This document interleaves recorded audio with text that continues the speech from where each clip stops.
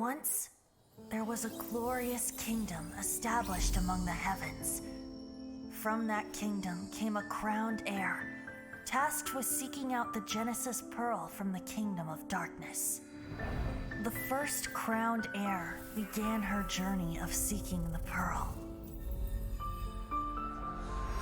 But she was deceived, and the memory of her noble origins faded. She now believed that she was the queen of the kingdom of darkness. But take heart.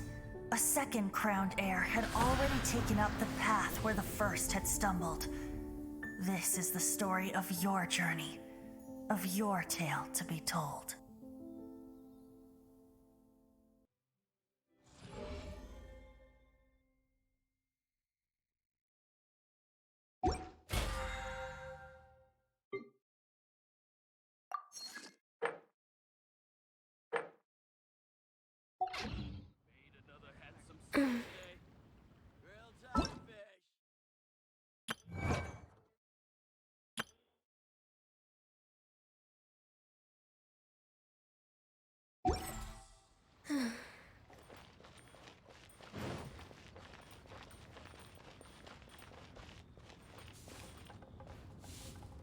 Should I Next on the agenda.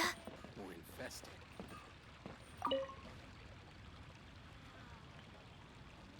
Hi, Catherine. It's up. As a matter of fact, there's one that looks perfect for you two. Uncle Dai is one of the foremen at Huishan Hall over in Liyue Harbor. He's hoping the Adventurers Guild can spare some manpower. What is it we have to do exactly? I believe you'll be looking for workers. Ooh, looking for people? Awesome! We're good at that! I have no reason to doubt your abilities. I'm sure the details can be worked out face to face. If you're willing to accept this commission, head over to the dock and talk to Uncle Dai.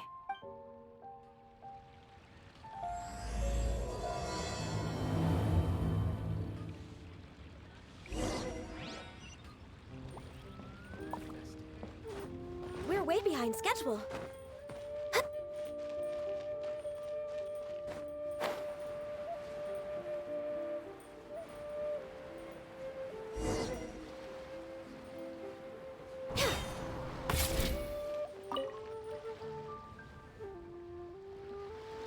Hey, are you Uncle Dai? I am indeed. Ah, now then. You must be the adventurers assigned by... Huh? How could you tell? by the clothes on your back and the look on your face. Experienced adventurers at that. Right again! You're pretty perceptive! In this trade, you need a sharp eye for people, not just rocks. Uncle Dai can see what you're made of from a long way off. All right, my assistant should be arriving soon, so let's just wait here a moment. Woo woo! That's why we're here! Now there's someone else taking a cut? Well, to tell you the truth, this is a very difficult matter. Too much for adventurers alone to handle life here. So there is someone else! Do you think we're not up to the job? It just occurred to me that you don't have all the facts. The incident in question happened in a mine, and it's a little out of the ordinary, to say the least. Mines are dangerous places, as I'm sure you're aware. As such, I've enlisted an industry expert to cover all contingencies. Last time I checked, adventurers weren't experts in ore appraisal or geological analysis. With a professional by your side, everything should run smoothly. Besides, this guy's the best in his field. No matter the rock, he'll tell you its value to the nearest mora at a glance. I'd go as far to say that there's not a soul in Teyvat that knows rocks better than him. You're a fool if you think you found Teyvat's #1 rock expert. Oh? And why might that be? Because Teyvat's #1 rock expert happens to be a friend of ours. Ha! Didn't expect that, did you? Wait here, we'll go fetch him. Hanobek's Zhongli is listening to the storyteller. Let's head over.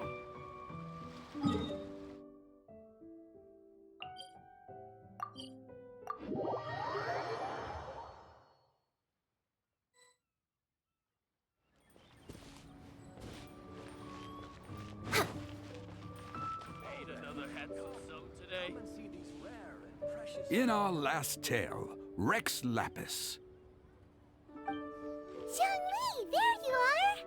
Oh, here for a few tales? I didn't know you two were connoisseurs. Oh, no, we're here for you. Do you have time? Ah, something I'm rarely short of. We need someone who understands geology and ore. Someone who understands geology and ore. Take a look around. Is there anyone in Teyvat more qualified? The requester claims to have enlisted Teyvat's #1 rock expert, but Paimon doesn't believe a word of it. Nope. You appear to have taken his claim quite personally on my behalf. Oh, no. It's just... Uncle Dai doesn't know what he's talking about. Paimon just wants to enlighten him. I see. Well, then it will be my pleasure to accompany. Really? But I should inform you that despite my expertise, I cannot necessarily claim to be a leading authority. We are at all times adrift in a sea of learning. New knowledge should be welcomed with open arms. Still, I imagine I will be of help to you in this endeavor. Stop being so modest, Zhongli. Well, we got him. Let's head back to Uncle Dai. Come and see these rare and precious curios.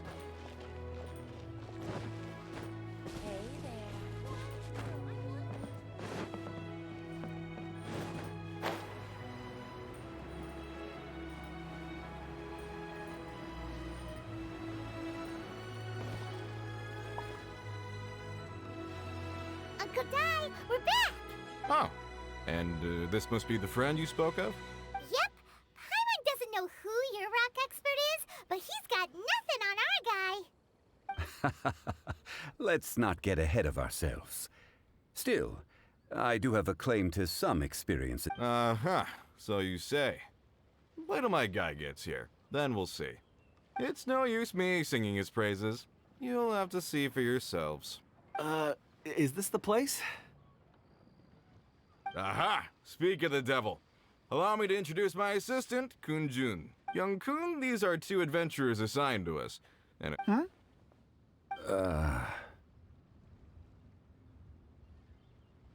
Wangsheng Funeral Parlor's consultant. Mr. Zhongli. I've heard about you. They say you're a man of great knowledge and many talents. I had no idea I'd be meeting you in person today. I'm sure I recognize you. Have we met at the parlor? Wait, I've never been to the parlor. Uncle Dai, aren't you gonna test them? Huh? I wouldn't know where to start. Then they can figure out a way to test each other. If Zhongli wins, he's the assistant. If Zhongli loses... never mind. Zhongli... A contest? Why, it would be my pleasure. I admire your enthusiasm, good sir. I must say, you certainly have the look of an industry expert about you. It'll be interesting to see which one of us wins. Stop talking the talk and start walking the... I'm just saying it like I see it. Which is, incidentally, the only skill I have worth talking. So you're an appraiser, Mr. Kunjun.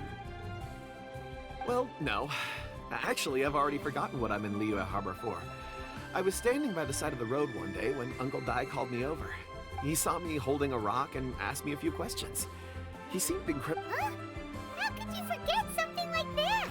I saw him on my way over to Liyue Harbor, poring over rocks and muttering to himself. He looked to be very familiar with them. I asked him a few questions out of curiosity. To my surprise, he knew more than me, an old mining foreman. In any case...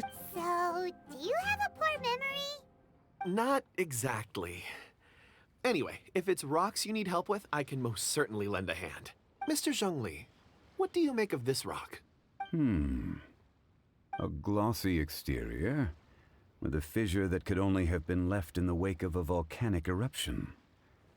If I'm not mistaken, this is a rough gem from another nation.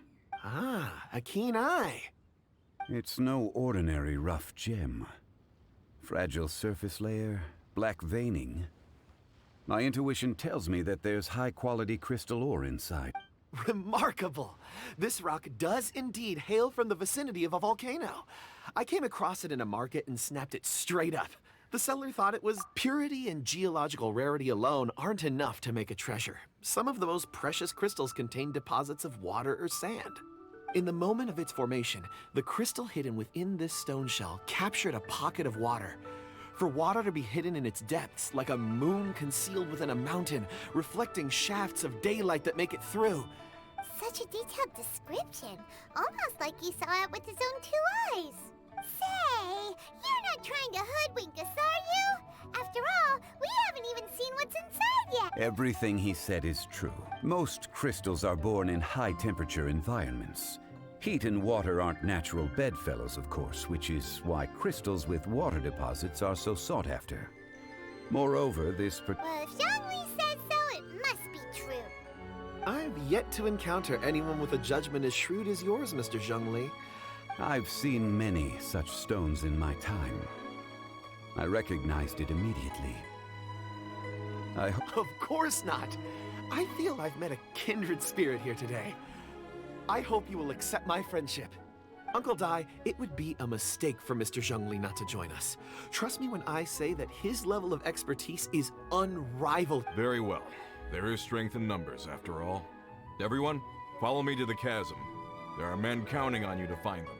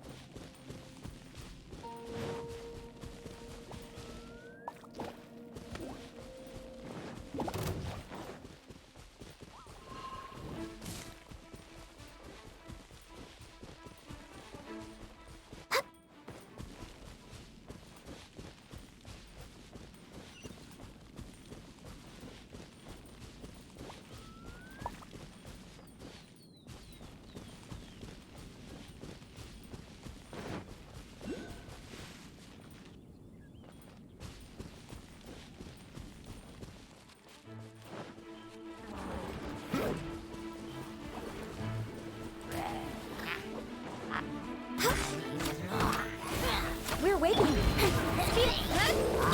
Got lucky.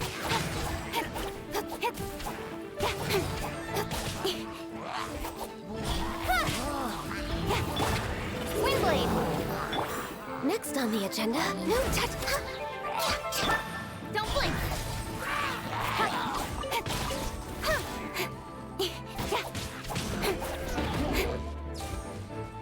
I must leave.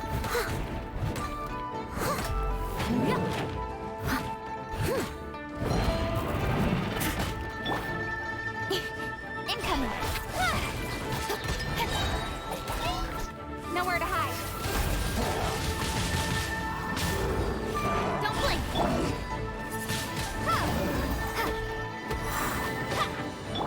Steady as stone. Born of ice. This is long overdue. Speed of light.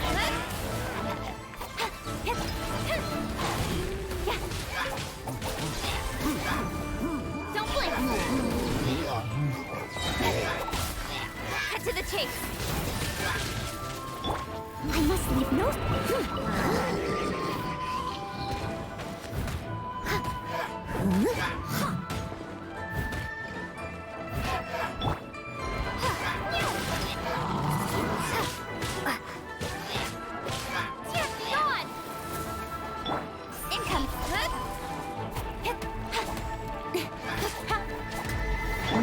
Leave it up, time to clean up!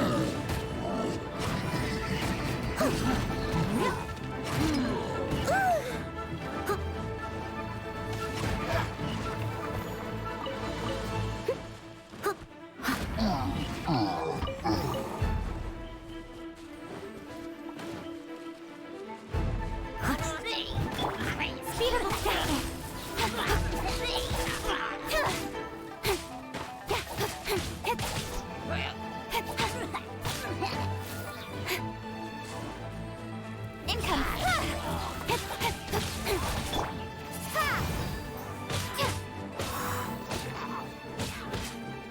No touching!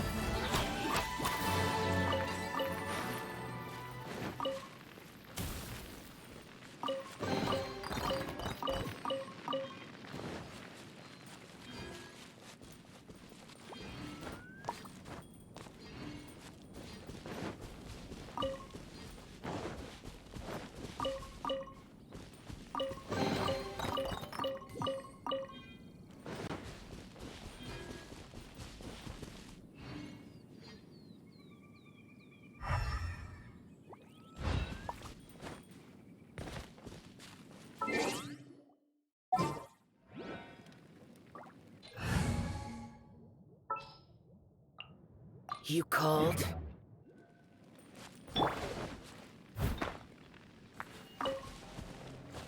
I'll catch up.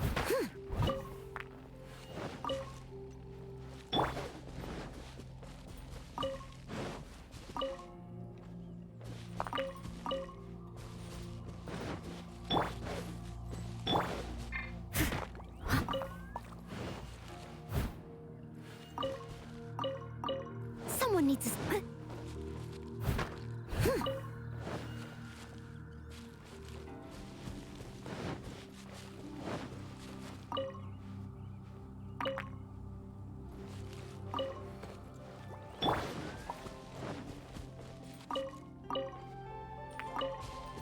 We're way behind schedule. Whoa, this mine is huge! This is where the incident occurred. 6 days ago, a group of us left the site to attend to other matters. When we returned, the 4 men we'd left behind had vanished. I led a team around the entire mine, but found no trace. That's when I decided to enlist help.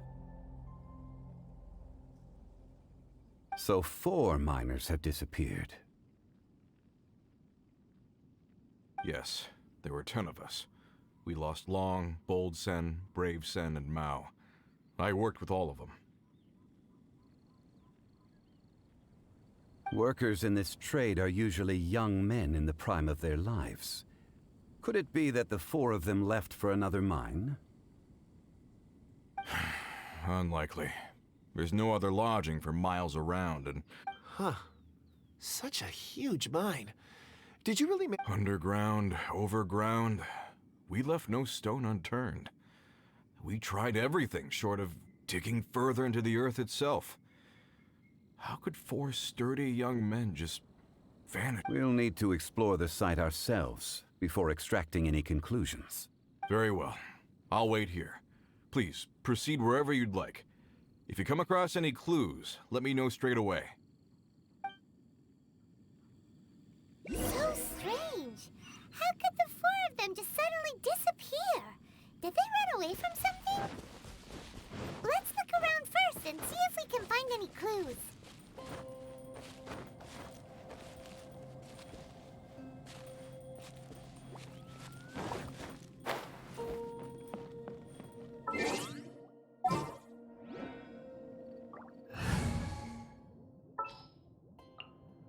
Give me a moment to compose myself.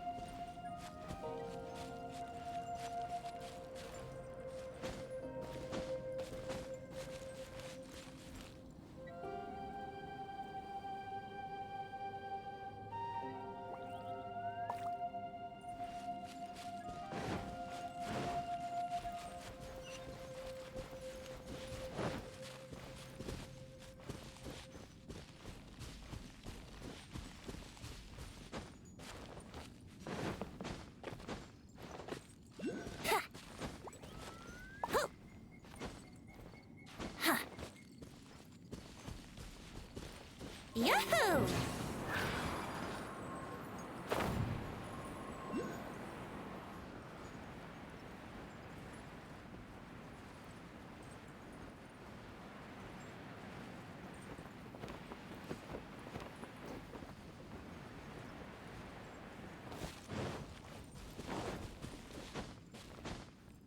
Huh? Huh? Huh?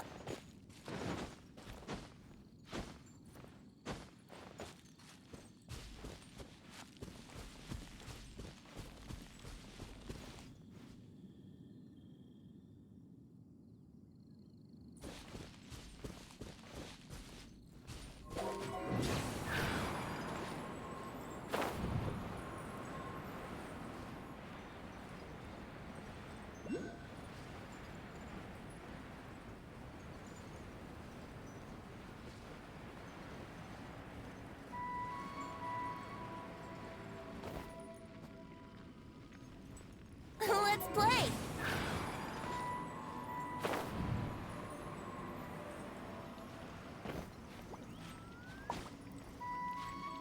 Yahoo!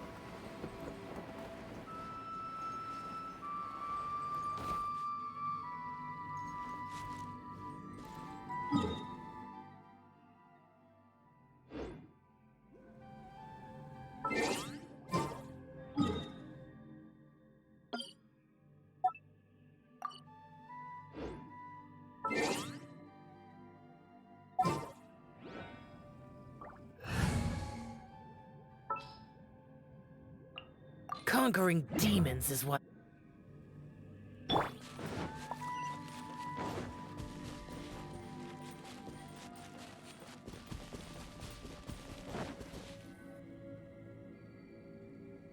here!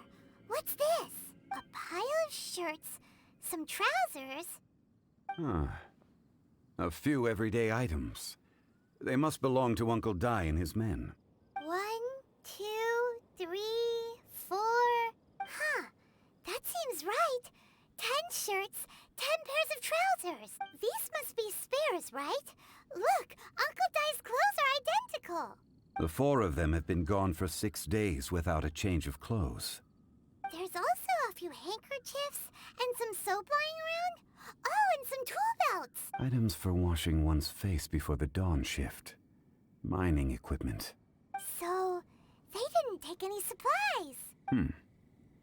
Correct. Improbable. There are 4 pickaxes missing.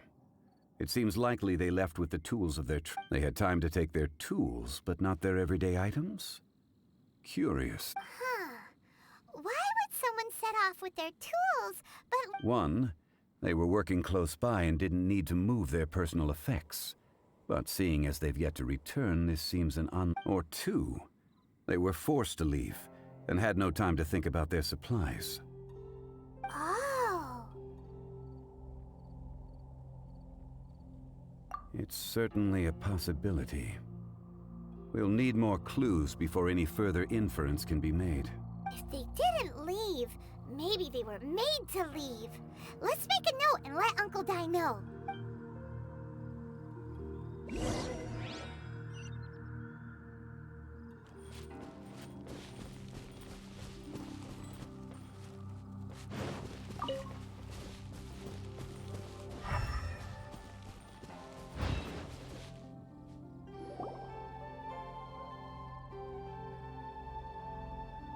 Kunjun, what are you... Oh, right on time. Did you find anything? There's a chunk of ore here. Perhaps there are clues within. Or, what does it have to do with the disappearance? Let's find out. I'll give it a try. A moment, please.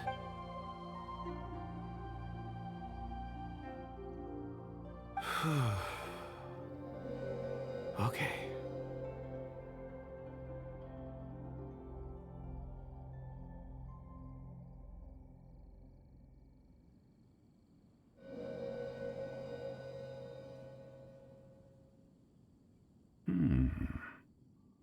Looks like he's concentrating really hard. What's he up to? I see 4 men. A child? What's a I'm not... Also, how did you see? Oh, I don't mean see in the traditional sense. I would appreciate it if what I'm about to tell you remained a secret. It's a little odd. I can perceive the memories of Or. Huh? Perceive? So there's no conjecture at work? You mean you can put your hand on a rock and... I've always sensed that Or contains memories. Sometimes it records events that occur in the surrounding area.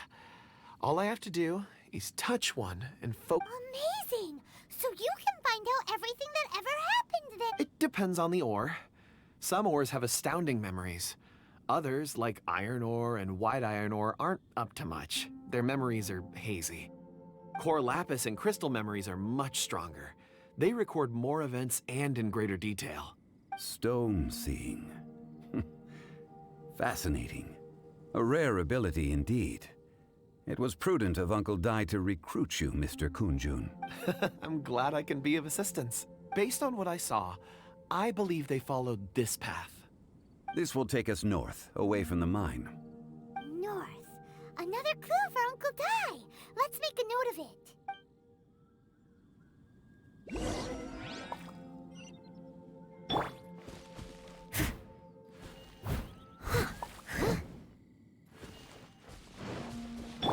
We're way behind schedule.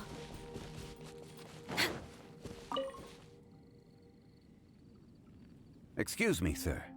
Are you one of the workers here? Ah, yes. You must be here about the disappearance. Please, find them if you can.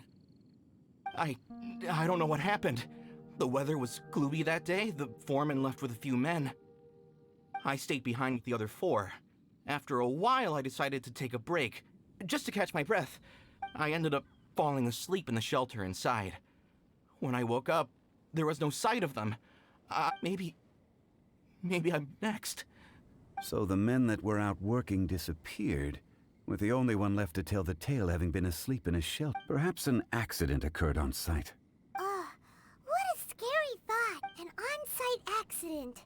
We should note that down too. Found some clues. Time to report back to Uncle Dai.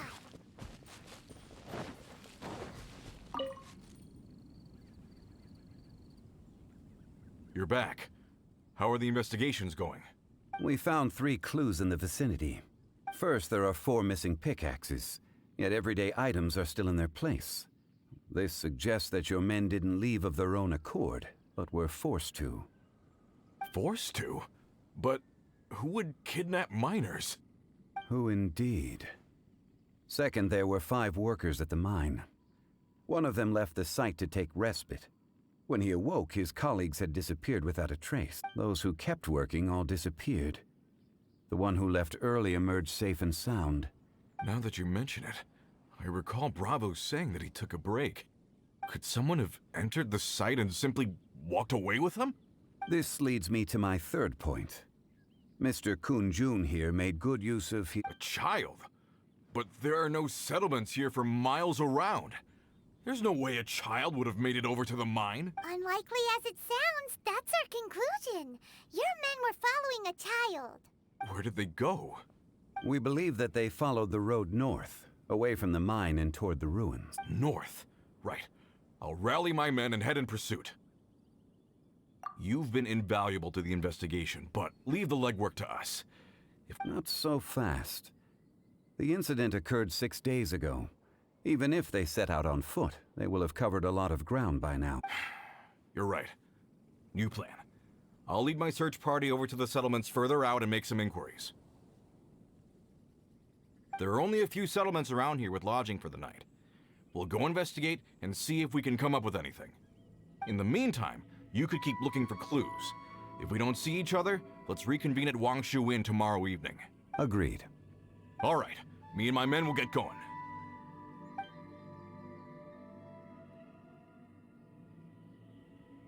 So, they're gonna talk to the people over at the settlements while we keep investigating. Correct. But there aren't any more clues at the mine. Shouldn't we go north? Wait. I believe... Huh? Oh yeah! Where's Kunjun? still investigating.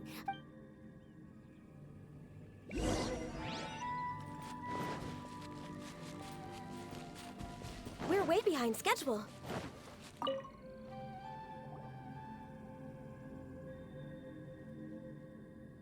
Kunjun, what are you searching for? We're on... Apologies. I'm conducting a quick search for my own benefit. I'm looking for a precious stone known as Dragonfall. Dragonfall? Dragonfall is often used in forging. What use do you have for it? I don't know. I'm sorry. I don't recall why I'm seeking it. I've been feeling very absent lately. In fact, I've been feeling extremely anxious. As if... Oh, Paimon knows that feeling. When you know you've forgotten something. I don't even know where to start with it. I've been aimlessly wandering. It sounded so familiar to me, as if whatever it was I had to do was linked. Perhaps if I can retrieve some, I'll remember what it is I have to do. I see. If I am able to during our endeavor, I will help you look for this stone. Really? Oh, thank you, Mr. Zhongli. You're too kind. Think nothing of it. Shouldn't we get going? Heading north from the chasm, we'll reach Lingju Pass. If this is indeed the path they chose, there will be traces. Great! Let's have a look.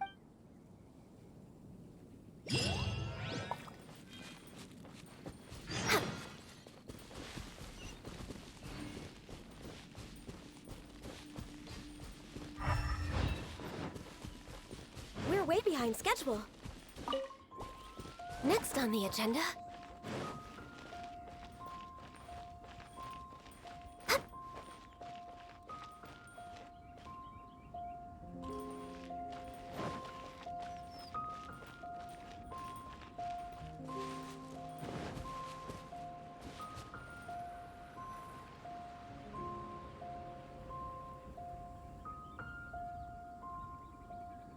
Wait, there are tracks here. These must have been left by the miners. Let us make our way to the end of Lingju Pass. If there are no footprints there, it would suggest that the miners are still within the pass itself.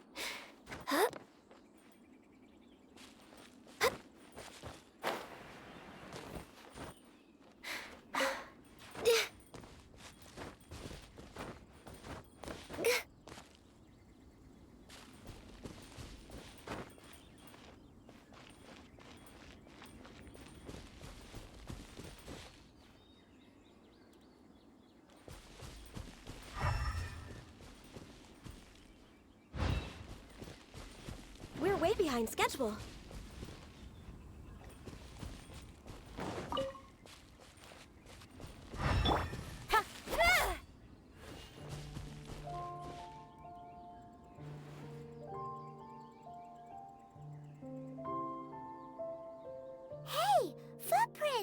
It would appear that they made their way through Lingju Pass and kept moving. If we follow their footprints, we should be able to find...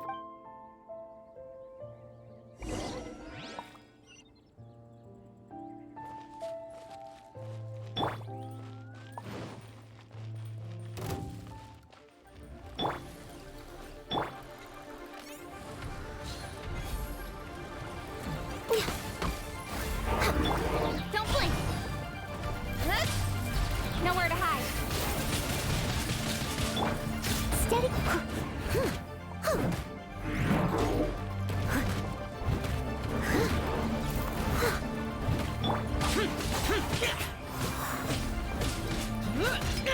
Access denied. For Rex Lapis.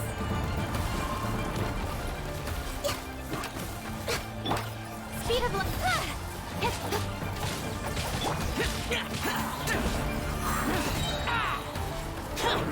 Disappear!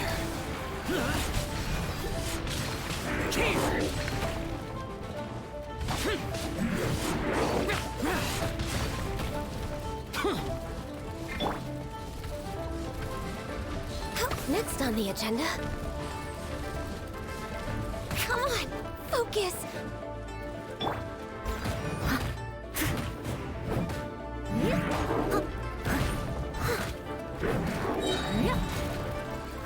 As a good knight should.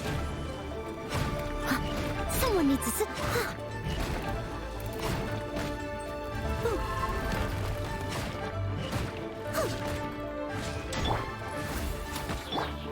Don't blink.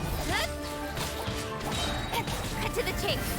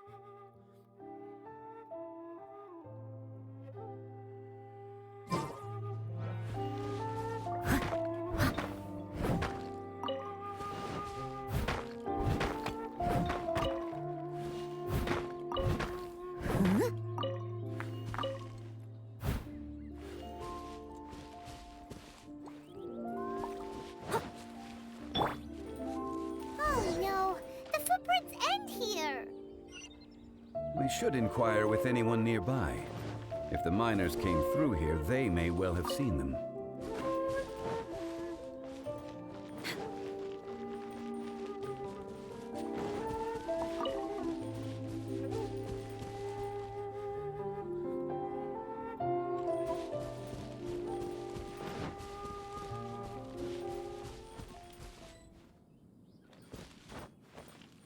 Hi there! Have you seen anyone... A miner? I'm afraid not. Let's try someone else.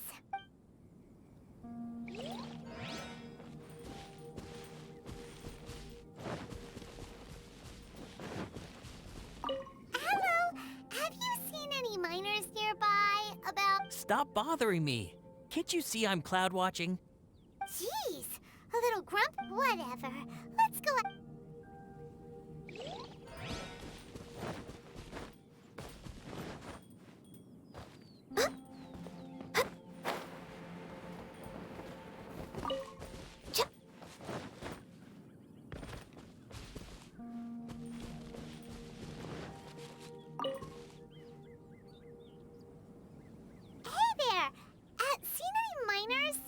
It must have been about 4 or 5 days ago?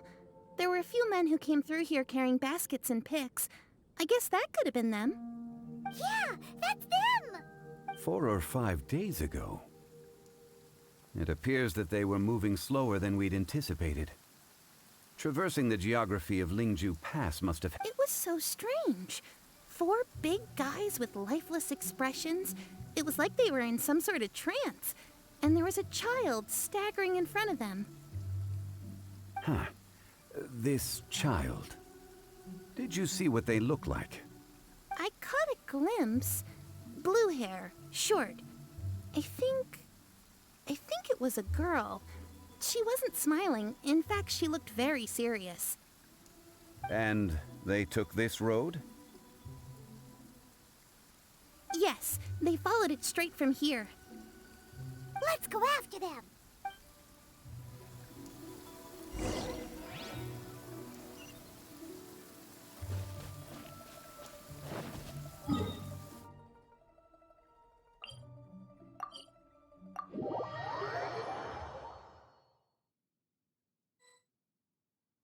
Oh, good.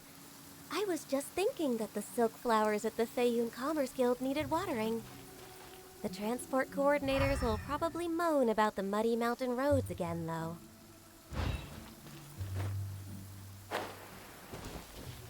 More footprints. There's a person over there! Help! Please save me! Is that one of the people we're looking for? Oh, rescue first! Ask questions later.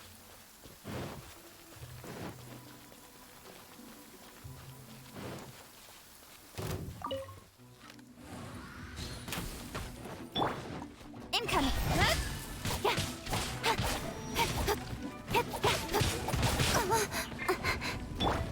Leave it all to me.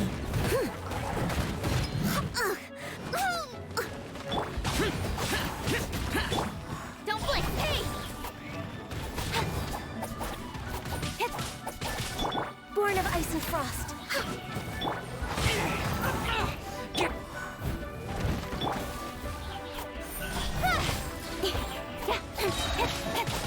Nowhere to hide.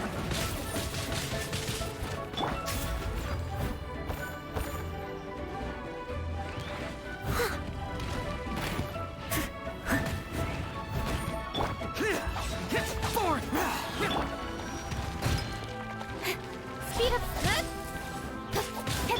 I can fix this. All hail.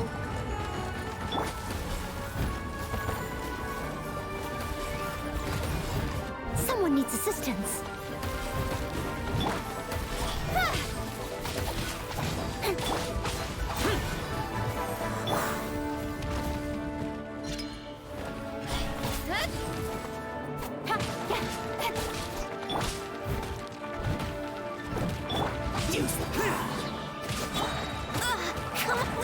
No touching.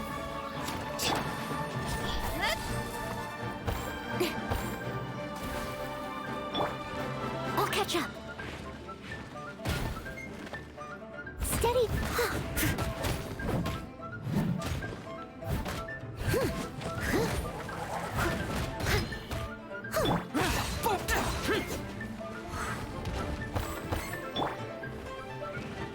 Don't blink. With sword comes shadow.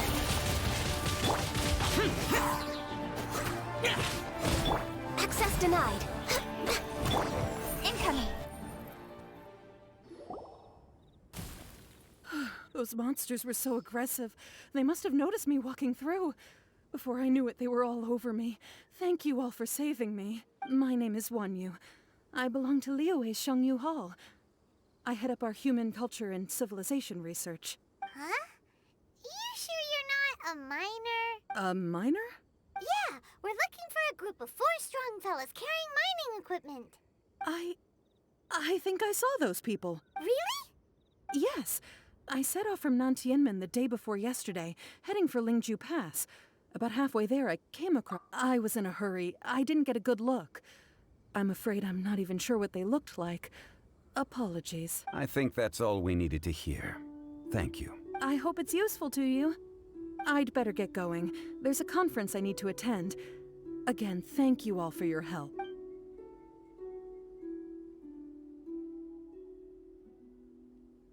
According to this scholar, the miners were heading for Nantiamak. Can we be absolutely sure that it was the men that we're looking for?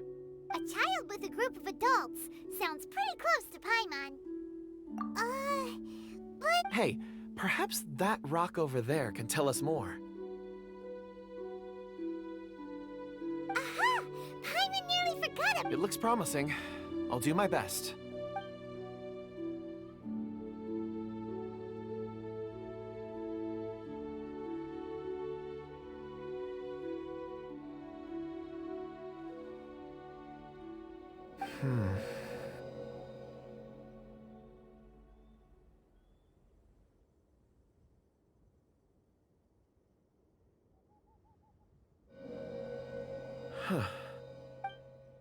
It's the same group, all right. They followed this road. Mr. Kunjun, your stone seeing is something I won't forget in a hurry. I suppose it is an asset, though I rarely find a use for it. But praise from Mr. Zhongli is high. It's a good thing we brought our Kunjun compass along. You think so? It feels like we're cracking a criminal case. It's a lot of fun. Be that as it may, we would do well to keep our guards high. 4 fully grown men in a trance-like state, walking ceaselessly day and night, over hills and mountains, led by a child. Oh, you're quite right, Mr. Zhongli. We should have our wits about us. That's not all. Our scholar was attacked by Geovishap hatchlings. We have encountered many clues along the way. So far, they've pointed us in the right direction. The miners headed in the direction of Nantianmen the day before yesterday. From here... Great! No time to lose! I left a mark in the vicinity just now. If Uncle Dai does pass through here, it should guide him to us. Clever thinking! A classic Zhongli move!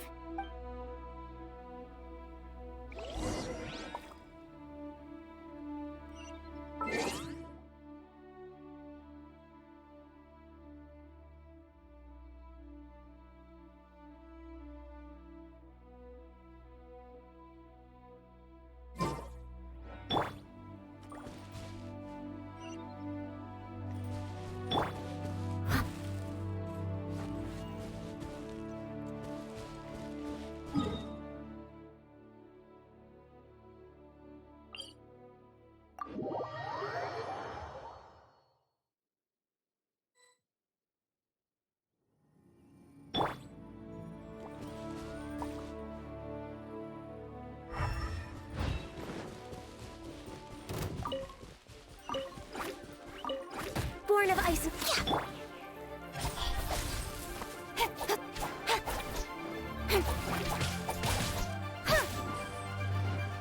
Don't blink!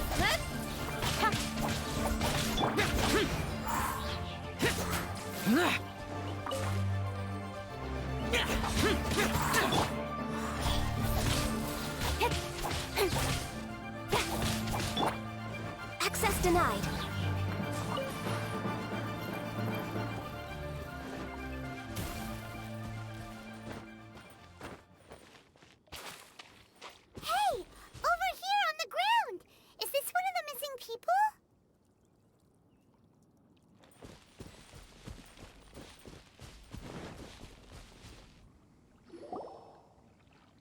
There's a basket lying here, too.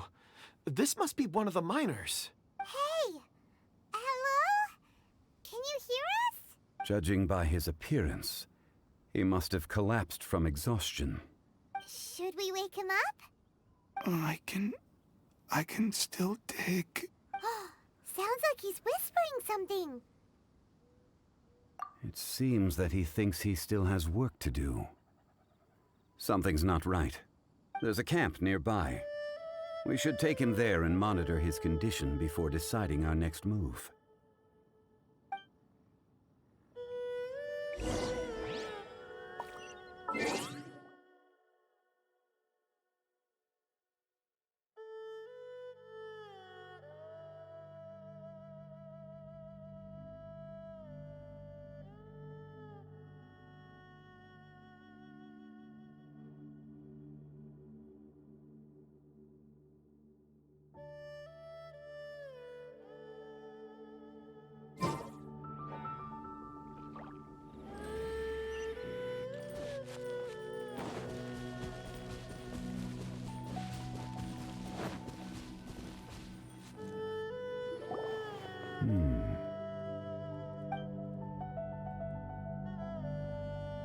is he?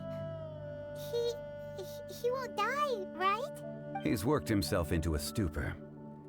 Thankfully, he's not in serious danger. Paimon heard him talking about digging for something. It's certainly a possibility. It looks like there's something in his pocket. Are these ore fragments?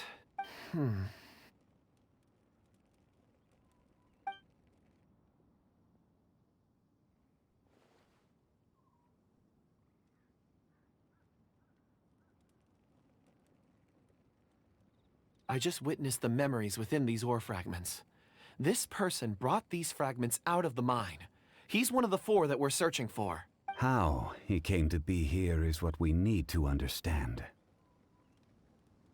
So he was kidnapped, and then abandoned. But if they didn't need him, why bring him all the way out here? Unless something happened.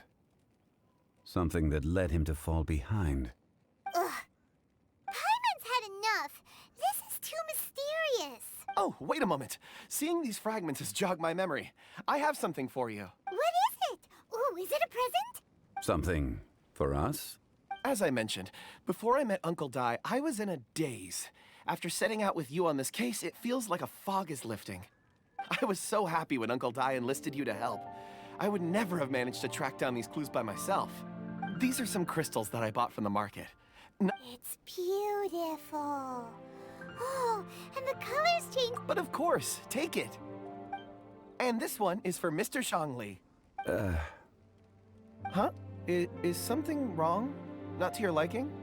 On the contrary. I just hadn't anticipated receiving a gift during the current circumstance. But thank you. I will take... I'm pleased you like them. It's nice to be able to give a gift that others can appreciate. Oh, I see more rocks over there. You should all get some rest. I'm going to scan the surroundings. You sure like rocks, huh, Kunjun? Ores are the crystals of the earth, the sediment of time itself. I feel at peace among them. Get some rest and call me when you're ready to set off. I won't be far. Rest easy. I surveyed the area. There's no danger here. Oh, however, there is something I wanted to discuss. Huh? What's with the seriousness of... Traveler, does Dragonfall mean anything to you? You mean the ore that Kunjun's looking for? What's a... Dragonfall is an incredibly rare ore used in forging. Elemental reactions can produce material objects? Indeed they can. However, only a minority can survive for long periods of time. Dragonfall first emerged in the midst of a great battle. And yet they are crystal creations all the same. Few and far between, relatively unknown. Why is it then that a citizen of Liyue now wishes to strike upon ore that has... Yeah, if he knows of its existence, surely he knows all of it's already been mined. Weird. Paimon doesn't get it. There are those in the mining trade who retain a keen interest in Dragonfall. But for someone like Mr. Kunjun, whose ulterior motives? Is he a villain? A conclusion that is presently impossible to reach. We must watch and wait. Don't forget, rescuing those miners is the primary objective. As we're drawing closer to our goal, I believe we should continue to follow this road through. Now that we've found one, when you're well rested, call Mr. Kunjun over to us. We should ensure this miner is settled here at the camp. Once we've brought this matter to a close, we can return and attend to him.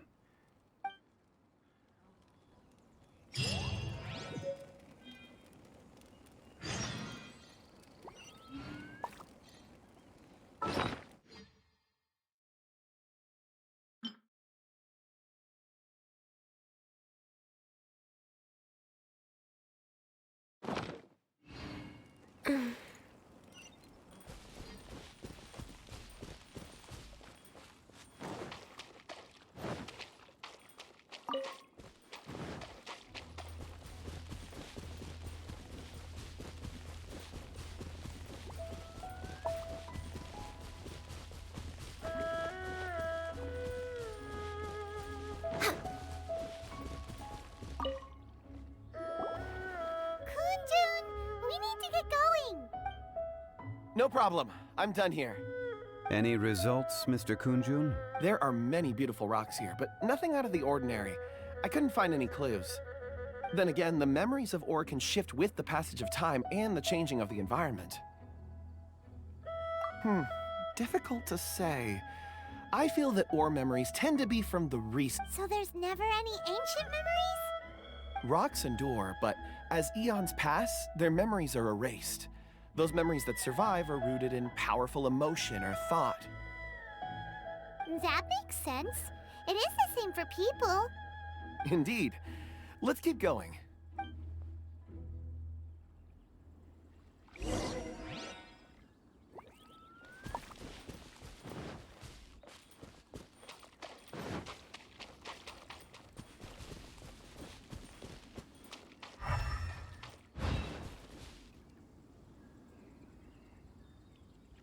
Wow. Such an immense tree. And there's so many mysterious-looking crystals up there, too. This ancient tree. Let's conduct separate investigations. I'll take that area. Perhaps you could survey this. All right, then. Kunjun, can you see anything worth investigating? Well, there is this stone tablet here. Doesn't seem very interesting. Paimon's gonna look over there. Huh. It's worth a try, surely. Let me see. Oh!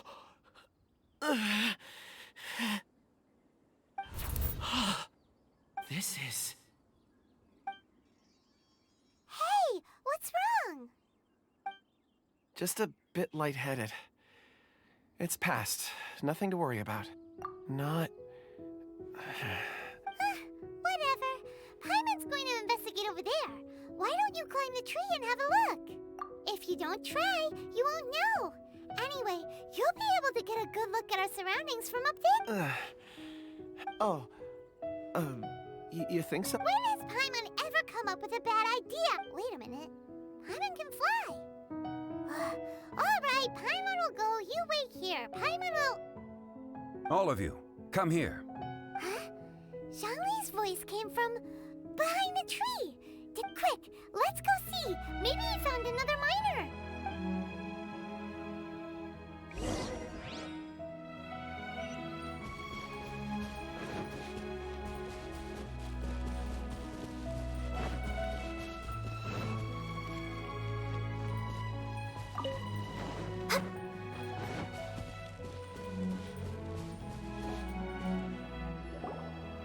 This has been newly dug. It would appear our answer is up ahead. Is that a voice coming from the tunnel? Someone else go first. Compose yourselves. I will lead us in. There is an unusual presence emanating from inside the tunnel. Prepare yourselves.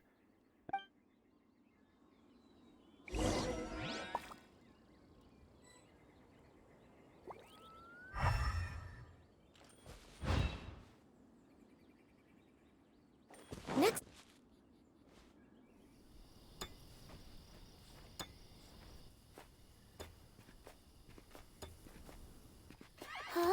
Huh? This is... The missing miners are here. What are they digging for?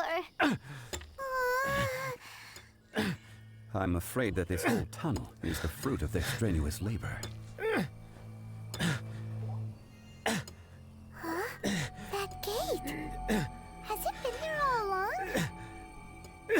Digging a tunnel to this ancient seal. Had they not been discovered, they would undoubtedly persevere until the gate.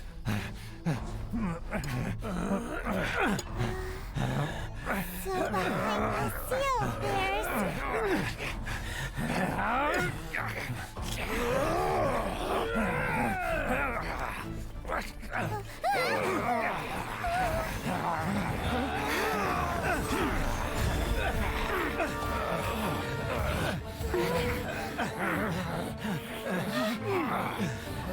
What do we do? We can't hurt them.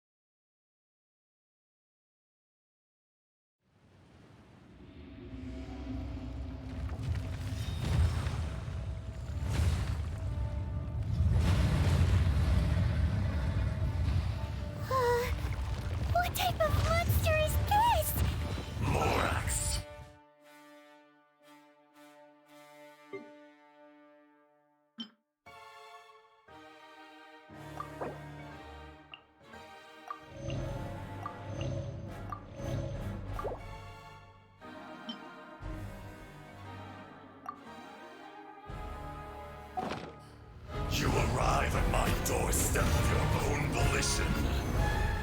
Excellent.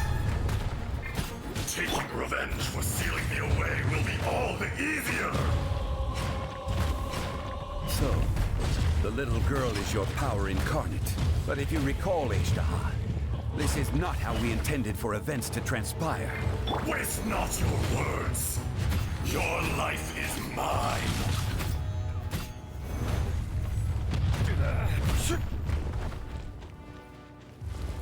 Quake! Detestable! Rise!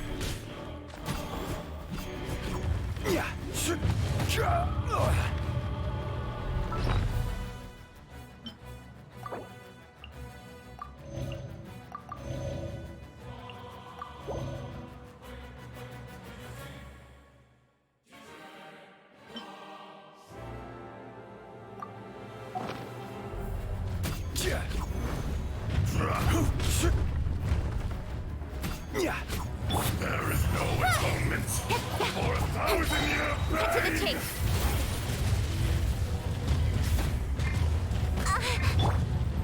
We're way behind schedule. This is long overdue. Dust! Crumble or taste!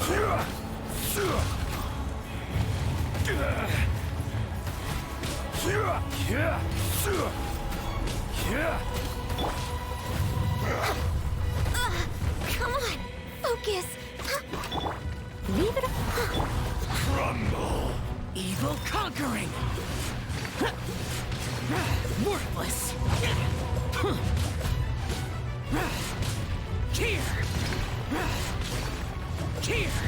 Here! Worthless! Detestable! Quake!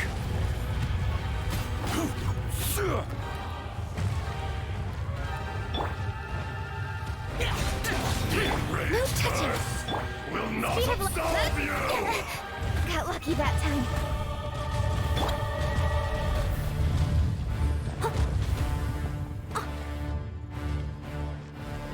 I'll catch up. Step. There is no atonement for 1,000-year pain!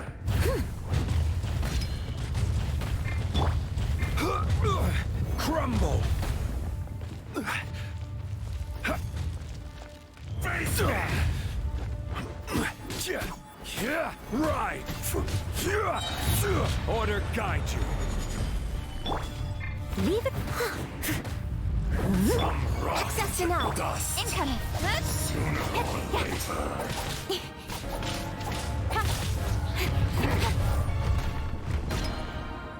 Don't blink. Fisher! Quake!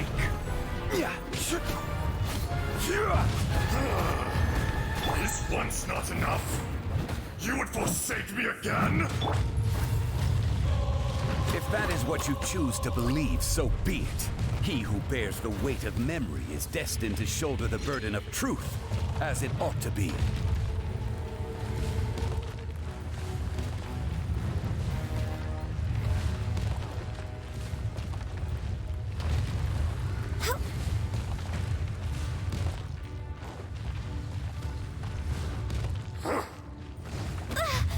I can fix this.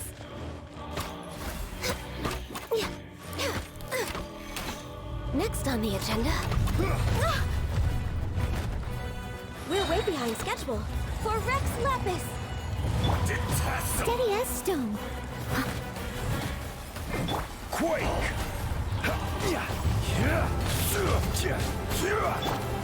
Incoming. Nowhere to hide.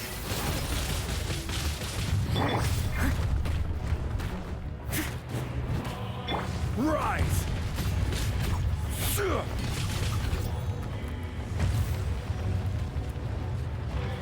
Quake! The enraged earth will not absolve you! Don't blink. Hey!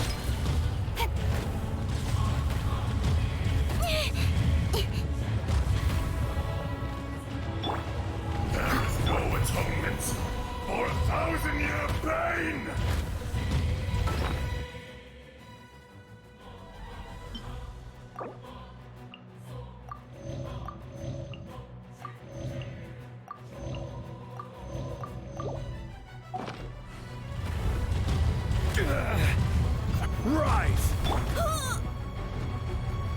Steady. From rock to dust. Sooner or later. This is order. Quake! Speed of pace. No touching.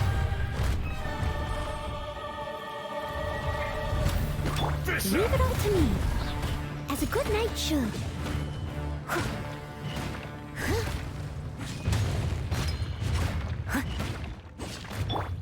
Ride!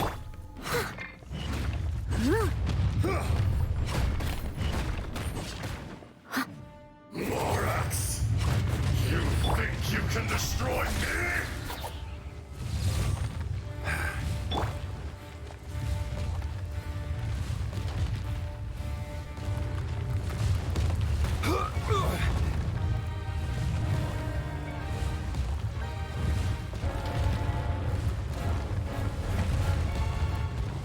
Quake!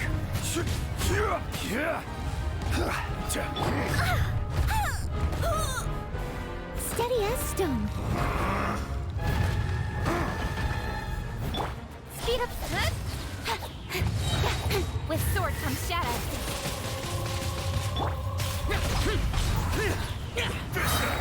Lament! Worthless!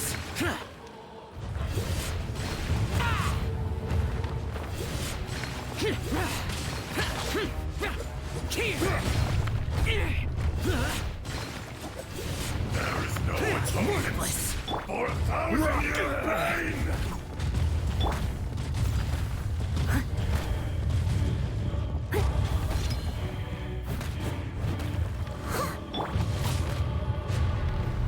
Incoming.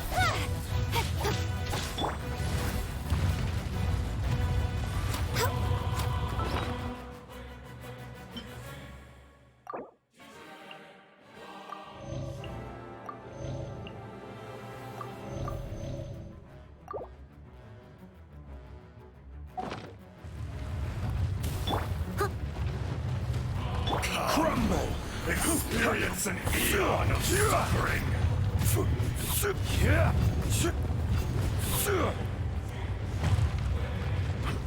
Right! The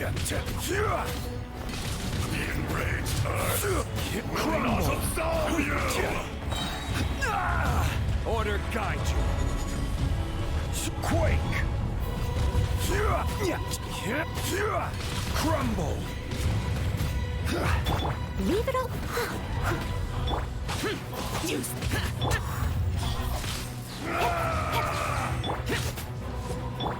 Born of ice and frost. Blaze over. Shifting sands know not the mountains.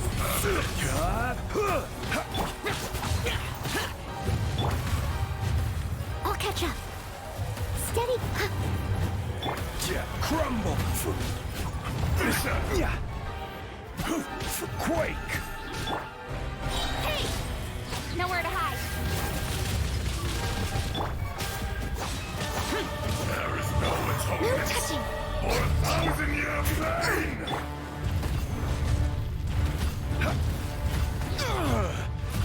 Rise! I must.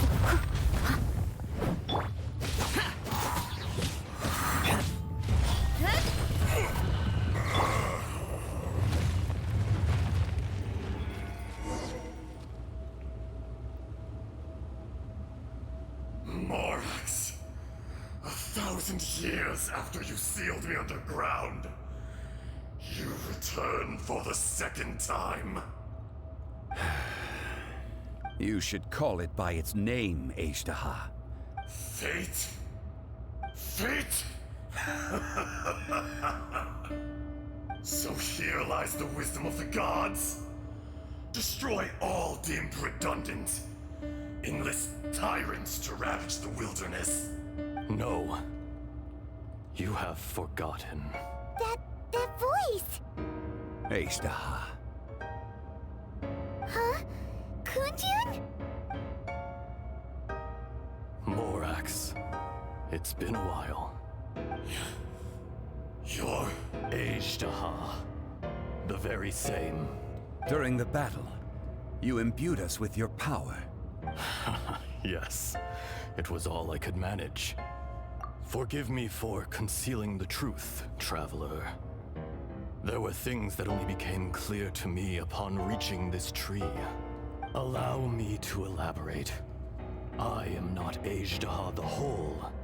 Heaven and earth, yin and yang, opposing forces. You can consider the existence of me and the Ajdaha you see there to be a reflection of such polarities. So there are two Ajda? No, it can't be.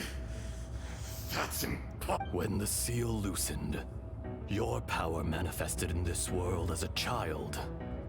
With this new identity, you were able to vent about the forces that's when it occurred to you. The loosening of the seal constituted an opportunity to strike back. Kidnapping the miners was all in aid of digging to the entrance to the... The audacity! Are you insane?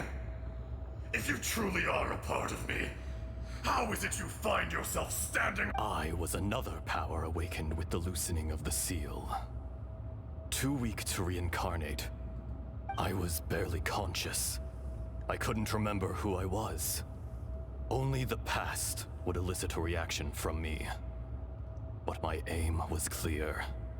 Find Morax and aid him in stopping you.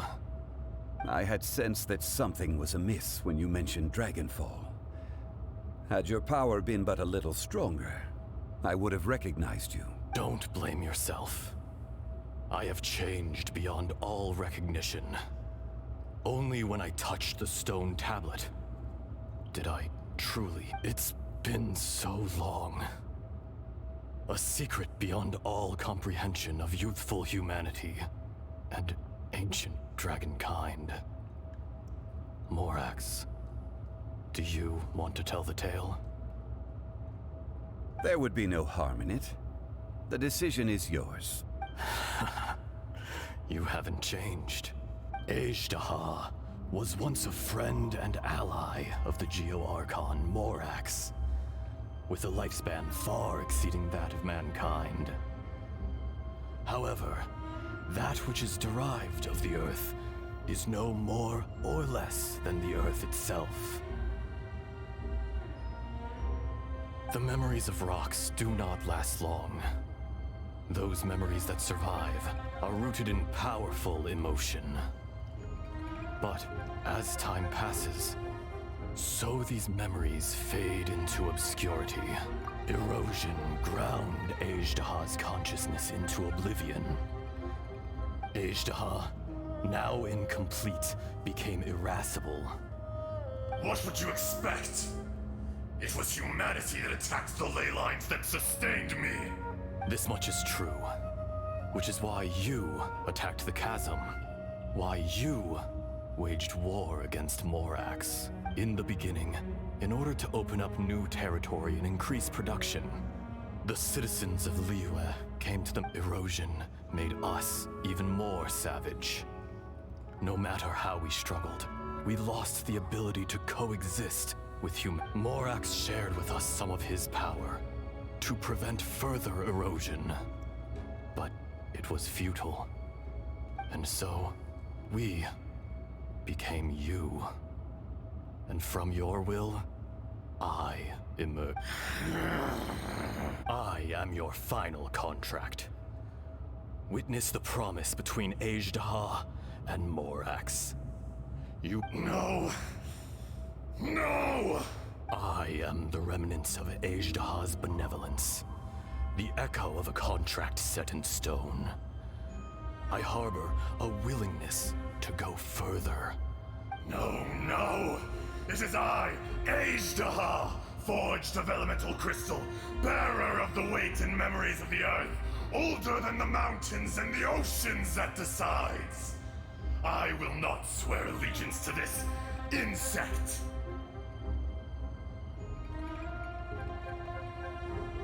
Morax is not an insect.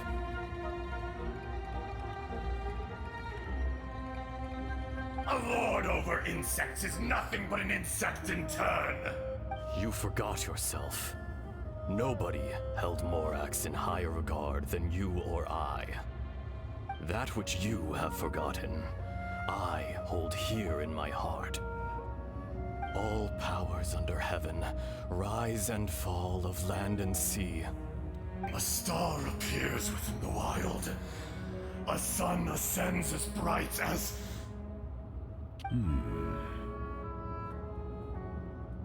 Strange. What is this feeling? You're spent, and I will soon disappear. Before I do, in the wilderness, snow falls on a spring day. In an instant, it will melt. Even where it is fleeting and leaves no... No! That isn't true! I don't accept this as fate! Perhaps it isn't, but it remains an inevitable misfortune. More axe! The little girl vanished! Are you satisfied, Ishtaha? I had to make amends. Satisfaction had no part in it.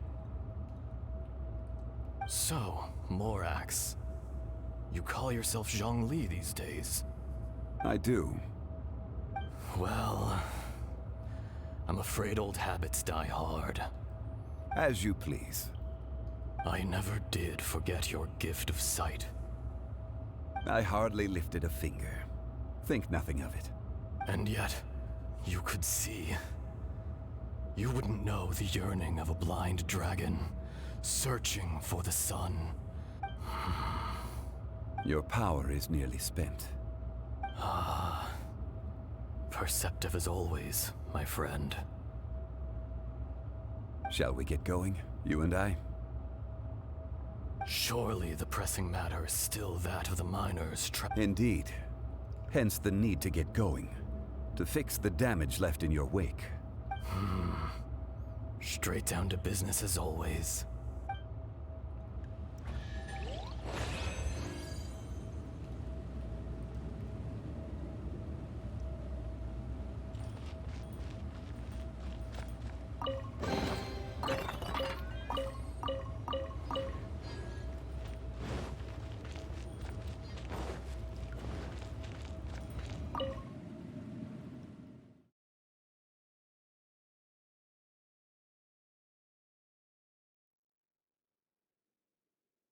Huh? How did we get here? We need to go back and check on the miners!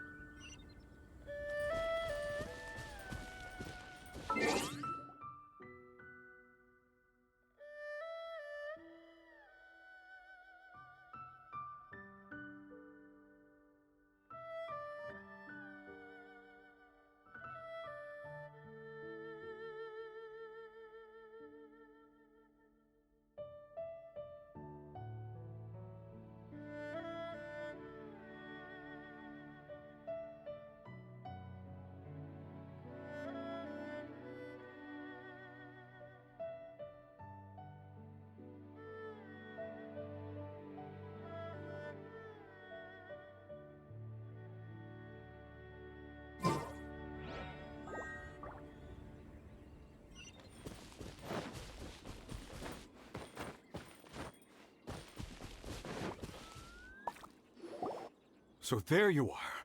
My men and I found your clues and followed them straight here. We found Mao in a tent at the campsite unconscious. It seems he'll be okay. Huh? Young Kun, what is... Nothing.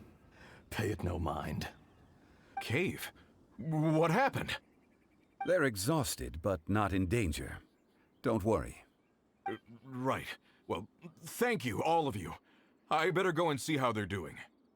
So you're taking them back to Liyue Harbor? That's right. Can I come with you? No problem. You rescued my men. I'll be happy to assist all of you in any way I can. I'll be back soon. I need to assess their condition. Kunjun, we should be calling you Ezdaha. You're coming back to Liyue Harbor too, right? Not I. Merely this body. Once I'm gone, the true owner will accompany the miners back to Liyue. Kunjun hails from a family of famous artisans.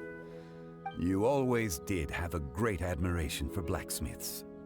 Curious how swords and daggers are blind, yet their creators see so much.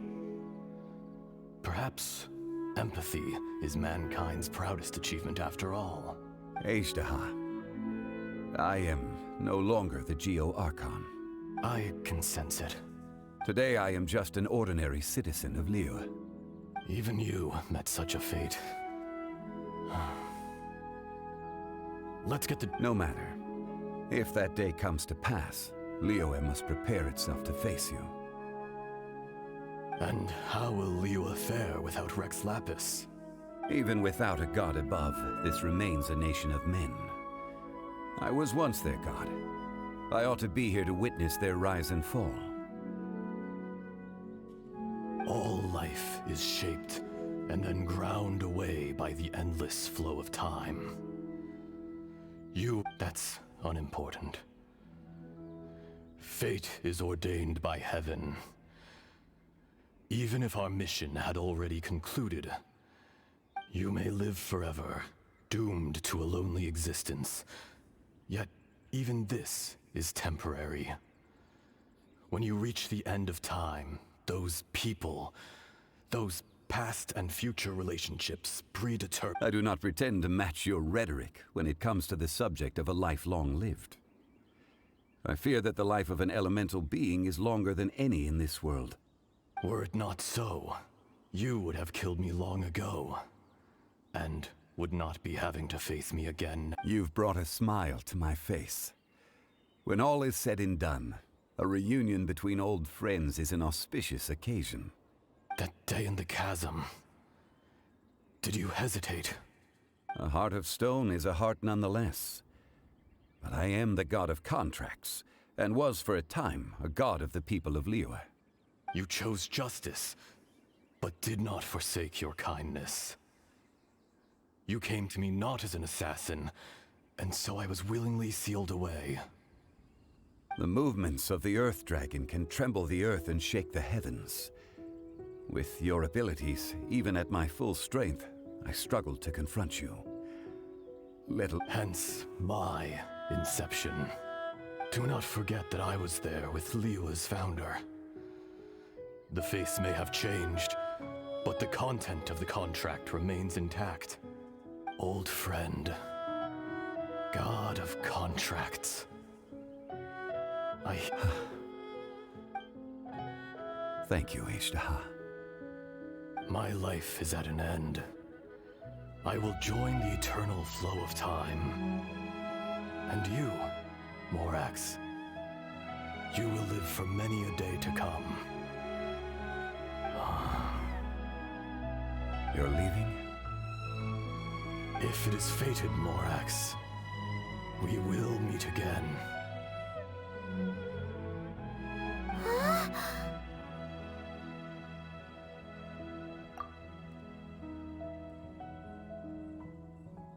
Yes. Don't be alarmed. He's only asleep. Whoa. That was so weird. It was like he suddenly became another person. In fact, we have yet to meet the real Kunjun. He was. Centuries may have passed since then, but events from 1,000 years ago remain crystal clear in my mind. In our last tale, Rex Lapis was walking alone in the mountains. He heard a remote voice, unlike any other, coming from a crack in the earth. Most of the ancient geo-life forms that live below Liyue are blind, having not seen the sunlight for an age. The voice was sometimes sad and song-like. Other times it was loud and thunderous. The Lord of Geo searched here and there before finally unearthing a strange stone from the bedrock. That's how Ejdaha was. I answered his wish and took him above ground. The Lord of Geo took pity on the rock spirit and carved it into a magnificent work of craftsmanship, a vivid representation of a dragon. I bestowed him with a pair of eyes to see the world and came to an agreement with him. With his fingers, he made 2 eyes, quicker than words could tell. Lightning flashed and thunder roared, and a living, breathing dragon soared into the clouds. I agreed to let him live among the people above ground. But if the day ever came when he brought ruin to order, he would once again be sealed in the dark. The dragon accompanied the Lord of Geo, fighting campaigns alongside him in the 4 corners of the world. We have a saying to eulogize these events. The crash of a spear brought billowing dust. The mountains and waters made way at the sound. The sight of a dragon bestowed with a touch the promise of rainwater blessing the ground.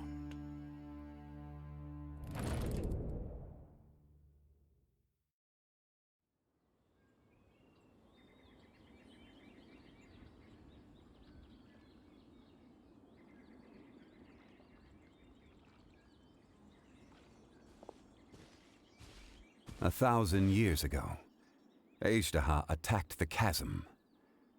I tried to obstruct him, fighting him tooth and nail down the length and breadth of the mine. During that battle, Dragonfall was born. Azhdaha could sense the stone. Subconsciously, he wanted to use it to find me. Despite being the victor, I could not claim to be stronger than he. And in his heart, he still retained an ounce of goodwill towards me, towards Liyue, towards life. He was willing to be sealed away. But as the erosion set in, even I cannot avoid it. But there is something I understand better than most. When the door opens, it is time to leave. The greater the power, the greater the danger erosion may bring about. The millennia may come and go, but even a stone may tire, personally sealing away an old friend. This is just one form of erosion I have endured. People abandon and surrender the things they love to pursue the right path. Perhaps this is the erosion imposed on me by the natural order of this world. But I was a god of mankind. My identity may change, but my eyes will bear witness to the history of humanity. You still care a lot about Liyue. Call it part of my duty. I must thank you both. No worries.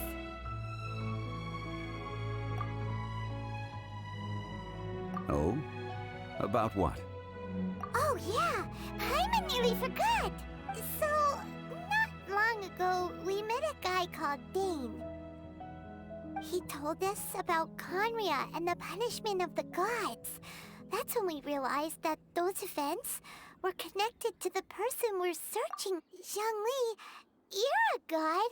You've lived through thousands of years of history. Surely you experienced the incident? I cannot say. Why? You can't even give us a thread of information? This is so important to us. I understand. But I must apologize. This is my contract. You mean another past grievance? Like the incident with Azhdaha? Too painful to talk about? It was signed before it all began. I have always honored the contract. And kept my silence. How can you be like that? You two are friends to me. I can assure it brings me no pleasure to disappoint you. But as the god of contracts, I cannot go back on my word. Would you be ready to find out? It appears your understanding of this world continues. There are many events of ages past, many secrets that lie hidden. They have been eroded by time, forgotten by the people, abandoned. But you are capable of finding them and bringing them into the light. Those who come to witness will witness. If you take the same road as that person, there may be more difficulties ahead. But as long as you firmly believe that you are on the right path, every...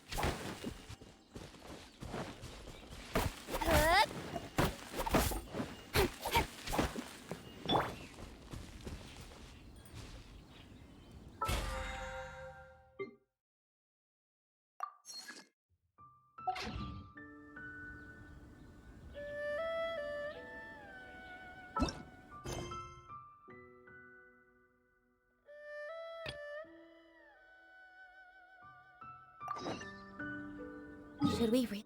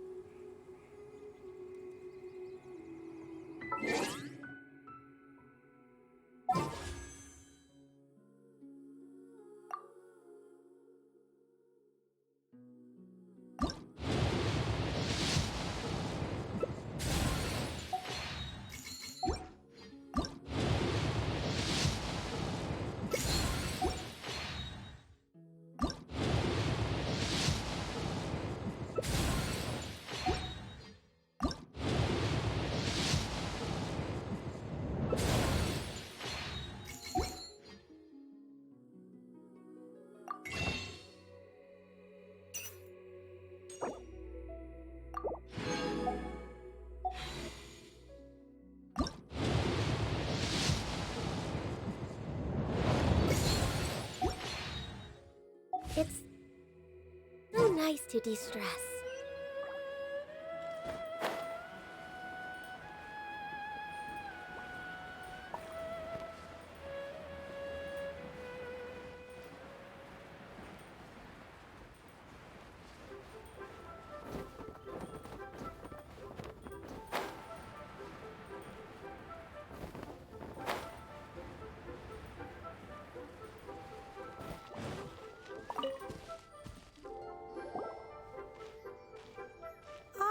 Children, come, come. You've arrived at just the right moment. Oh, what is it, Granny? Need any help? Oh, no. You've done so much for Leah. In fact, my old friends and I have been putting our heads together to think of what sort of gift we might give you in return. gift for Paimon? Oh, child, you are so very modest. Uncommonly so, even. But you mustn't decline this gift. I simply won't allow it. When you traversed my old teapot in search of the cleansing bell, I heard your little friend mention that you often camp out in the wilds. That simply won't do. Especially since I imagine you still have a Fortunately, I have not yet grown so old as to see my... Oh, did my friends never mention that to you? Well then, it is a blessing we old folks once received from Rex Lapis, part of our illumination, if you will. I will not go into too much detail, but subspace creation is the ability to create a small, autonomous pocket world. The teapot that you entered previously was a little trinket created using that ability. So, in the eyes of an adeptus, creating a magic teapot world is... Oh, indeed, the teapot is nothing to boast of. One such as myself must depart from this realm to create a world of one's own. But that's enough nostalgia for now. The gift that I have prepared... That's right! Finding stuff's what we're good at, after all. Oh, settle down now, children. There's no need for you to go running hither and thither. I have already found a fleet-footed youngster to prepare what I need. What's more, I doubt that you would know how to find the materials I am searching for. Some of them are very rare indeed these days. Well, for starters, I require some shimmer soil from the banks of Dihua Marsh. Back in the day, you would have to dig downward, following the roots of the glazed lilies, and if you were lucky enough, you just might find a small patch of shimmer soil, but almost no one has been able to find shimmer soil in this manner since Dihua Marsh came to be the way it is today. Even more difficult to find is smaragdus jadeite, which must be chiseled from the rock of the chasm. In any case, smaragdus jadeite is an adepti treasure, and the adeptal power within is not something that most humans can withstand. Goodness knows if that child will succeed in finding... Well, since you're an adeptus, Granny, the person you asked for help, they must be an adeptus too, right? Yes. I suppose she does count as an adept. She counts? How come there are so many adepti in Liyue Harbor? We seem to bump into them all the time. It feels like even when you go out to eat, you could be sitting next to an adeptus and never even know it. Oh, maybe so. Who can say? A fair few of my old friends are rather fond of mundane mortal life. I'm back, Granny. Oh, I don't believe we've met. Allow me to do the honors. This child here is Yen Fei. She's the one helping run some errands for me. Yen Fei, I believe you've already heard of the Traveler and her Of course, who hasn't? Much has been written about you in the Millilith's records. You became one of Liyue's most wanted after the Millilith marked you as a suspect following the incident at the Rite of Dissension. After which, you fought off the Millilith at Julian Karst and made contact with the Fatui. Before finally defeating an ancient god together with Granny and her associates, and subsequently being cleared of any and all suspicion by the Chiseng. A shame that we didn't meet sooner. If we had, well, I can't say that I would have been able to clear you of suspicion immediately, but it certainly would have been less, embarrassing for you. Allow me to introduce myself once more. I'm Yenfei, a legal advisor. Got a legal problem? You can come right to me. Oh, yes, here's my business card. You'll find it has my contact details and office address. Keep it handy. If you have an urgent issue, just leave me a note at this address. Oh, and I almost forgot to mention, I offer a very generous discount for first-time customers. All right, Yenfei, all right. Let's get to the business at hand. You'll have to excuse Yanfei. She's always been like this. Ever the talkative one when it comes to her own affairs. Paimon was gonna ask the same question. You seem really different from the ones we've met before. An Adeptus? I guess. Kinda. My old man said he was one anyway. He mentioned that he once campaigned with Rex Lapis for a long old time, and then after that was all over, he went back and married my mom. They had me, and once I was all grown up, the two of them upped and left on a journey, leaving me with Granny here. Well, that's a bit casual for an Adeptus. Aren't you guys supposed to sign solemn contracts to protect Liyue Harbor and all that stuff? What do you mean he just went back to get married? Well, my dad did say that he'd talked it through with Rex Lapis and that he was fine with it. Even contributed towards the wedding gift, apparently. Anyway, let's not dwell on that too much. So, Granny, I've gotten a hold of most of the stuff you asked for, except for Smaragdus Jadeite. I couldn't find any at all. The chasm's been sealed off, and there's just no way in. Couldn't secure any documentation either. Looks like the— Is that so? But Smaragdus Jadeite is really rather essential. Yanfei, are you sure you can't find some other way? They have helped Liyue greatly, after all. It is only right that they are duly rewarded. I know, Granny, you've told me 1,000 times already. Well, the chasm's definitely a no-go, but there's still a chance we can figure out some alternative means of procurement. Hold on a moment. Let me have a look. Whoa, that's a really thick book. What kind of things do you write in there? Commercial consultancy. Or Snezhnaya. Ah, found him. Krusel. A Snezhnayan merchant who once came to me with some legal queries on certain articles in the legal codices. If my memory serves, all of them had to do with rare ores. He mentioned that he was considering acquiring some Smaragdus Jadeite to make hairpins, and wanted to know if there were any legal ramifications that he should be aware of. Said he was planning to sell them in Snezhnaya. So, I guess I'll go look for him. With any luck, he'll have gotten his hands on some Smaragdus Jadeite. Oh, you want to join me? I suppose that's no problem, but it's best if you just stand by and watch. If you try to get involved, you'll— Wow, an Adeptus imploring us to avoid incurring legal liability. Best we be a little more careful than usual while we're with her.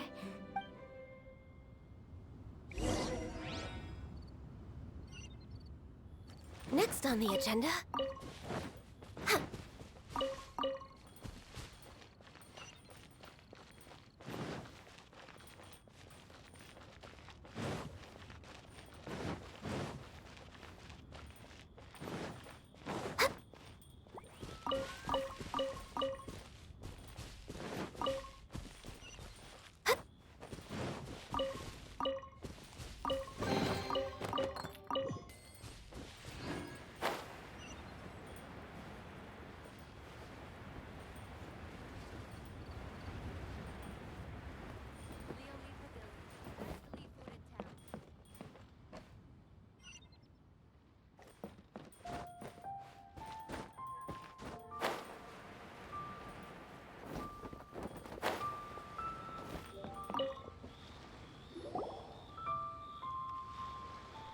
Hello, Mr. Krusel. How's business been? Oh, good, very good. All thanks to your advice, Miss Yanfei. What? You're too kind. I was simply doing my job. Now, I believe that the last time we met, you mentioned that you were looking to source some Smaragdus Jadeite to make hairpins. Have there been any further developments on this front? Well, yes. As a matter of fact, in the end, I did acquire a small piece of Smaragdus Jadeite and had it fashioned into a pair of hairpins. Miss Yanfei, might I presume that you have an interest in the hairpins? I must apologize. I've already rented them out to a lady named Zhiqiao. If you'd like to inspect them, you may have to wait quite some time. Wait, isn't Smaragdus Jadeite really rare?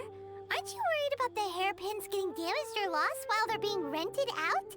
No, I'm not worried in the slightest, because I signed a contract with Miss Zhiqiao before renting. The contract makes it quite clear that if she loses or damages the item in question, in return, I included a clause that guarantees the Smaragdus Jadeite is genuine, with a penalty of 10 times the item's value payable by— Guaranteed genuine, with 10 times the value payable if this claim is shown to be false. Yes, these terms are very clear indeed. Of course. This way, both the client and I have the assurance we need. To ensure fairness, each of us has retained an original— In that case, might you know where Miss Zhiqiao lives? We'd like to pay her a visit and have a look at the hairpins. Oh, of course. She wrote her address down when we signed our contract. Here, I'll mark it on your map for you. Thanks a lot, Mr. Crossell. We'll be off now.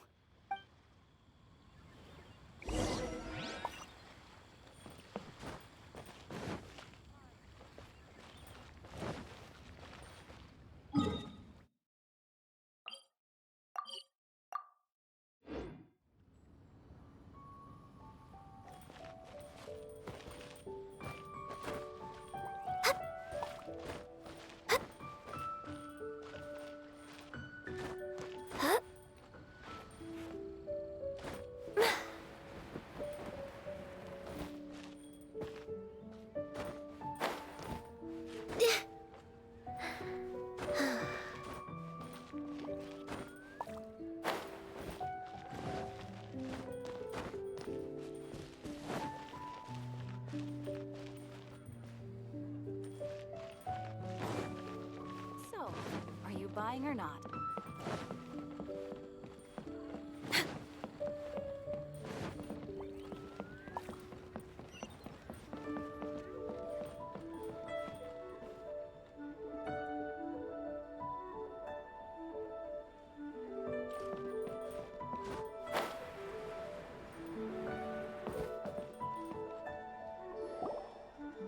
Oh, whatever shall I do? Yes, that's me. Is there something I can help you with?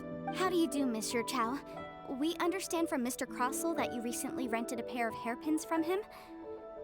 My associates and I are very interested in them. Would you mind letting us take a look at them? The hairpins? I can't lend them to you right now. I've lost them. I don't know how it could have happened. I always kept them right by my side, and I hadn't even worn them yet. I spent so much money on them. If I have to pay their original value, there's no way. My family is in the ore business too, but business has been suffering ever since the chasm was sealed off. We now have a backlog of paid-up orders just sitting around, so we've been having to purchase some stock from other ore merchants to complete them. A big banquet is coming up in a few days, and several ore merchants I know of will be there. I need this opportunity to mingle and discuss prices. That's what the hairpins were for, to keep up appearances. But now that I've lost the hairpins, what will I do? Why does Paimon have a sudden strong sense of déjà vu? Would you really? I sent a commission to the Adventurers Guild, but I haven't heard anything back from them yet. Hold on. Don't run off looking for the hairpins just yet. Miss Zhiqiao, would you let me have a look at the rental contract you signed? Huh? Well, I mean, sure, I have it right here. Here you are. Let me see. That's right! Yanfei said she's a legal advisor, didn't she? Maybe she can help Zhiqiao somehow. True. Though surely there must be a win-win solution. Right. I finished reading the contract. The terms are very clear, and they do indeed stipulate that you must pay Mr. Crossell the original value of the hairpins as compensation for the loss. Furthermore, the contract also expressly states that the amount of compensation must take current market prices into account.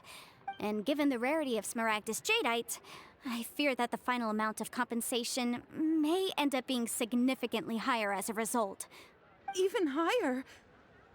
Oh, no. Uh-oh. Zhiqiao looks like she's about to faint. However, all of this is assuming that it is indeed genuine Smaragdus Jadeite that was inlaid into the hairpins. Did you really have to pause before saying that part? Anyway, the hairpins are lost, so whichever way you look at it, we've got to start by finding those hairpins.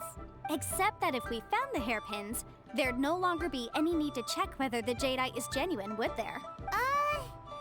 Seems right. Please. Please, don't trouble yourselves over this. However much it is, I will have to pay it. My family are merchants, after all. It's vital that we keep our word and respect our contracts. Now that it's come to this, I really shouldn't keep Crossel in the dark any longer. I'll go and inform him of the issue and then negotiate the amount of compensation. Yes, legally speaking, it seems this is the most sensible course of action. But before that, I have some questions about the hairpins. So hold on a moment, Mr. Chow. When you first touched the hairpins, what did you feel? What did I feel? Well, I remember that the gemstones set into the pins were perfectly smooth to the touch, like the finest quality jade. My family has seen much jade pass through its hands in the past, so I am quite certain of my judgment in this matter. Smooth to the touch, finest quality jade. No, it's nothing. I just need to re-examine a few things. Let's head over to Mr. Crossel's.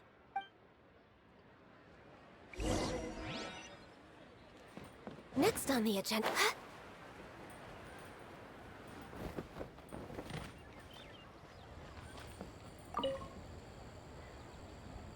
Ah, Miss Yanfei, you've returned. With Miss Jiqiao in tow, too, I see. About that.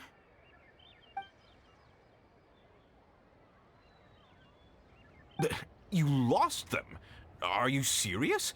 Do you have any idea how expensive they were? I'm sorry. Truly I am. I'll pay the compensation as per our contract. Every last mora. Mora? Do you have any idea what I had to go through to get my hands on that Smaragdus jadeite? I just don't... Forget it. Talking won't bring them back. Since Miss Yanfei is here, I suppose we can just have her estimate the amount that needs to be paid. No problem. But before I can give an official estimate, I'll need to do a little market research. Yes, and if I may just confirm again, it was in fact genuine Smaragdus jadeite inlaid into the hairpins, correct? Of course. Genuine article guaranteed, or I pay back 10 times the value. All right, understood. I'll conduct some market research, and once I'm back, I'll provide an official assessment of the sum owed by Mr. Chow in compensation. Please wait here, Mr. Crossel. Thank you very much. How could she lose my hairpins? She'd better pay every last mora that they're worth. Looks like I'll have to find some way to raise that money. Please wait, Mr. Chow. I have something to discuss with you. It's not convenient to speak here, so let's find somewhere that we can sit and talk in more detail.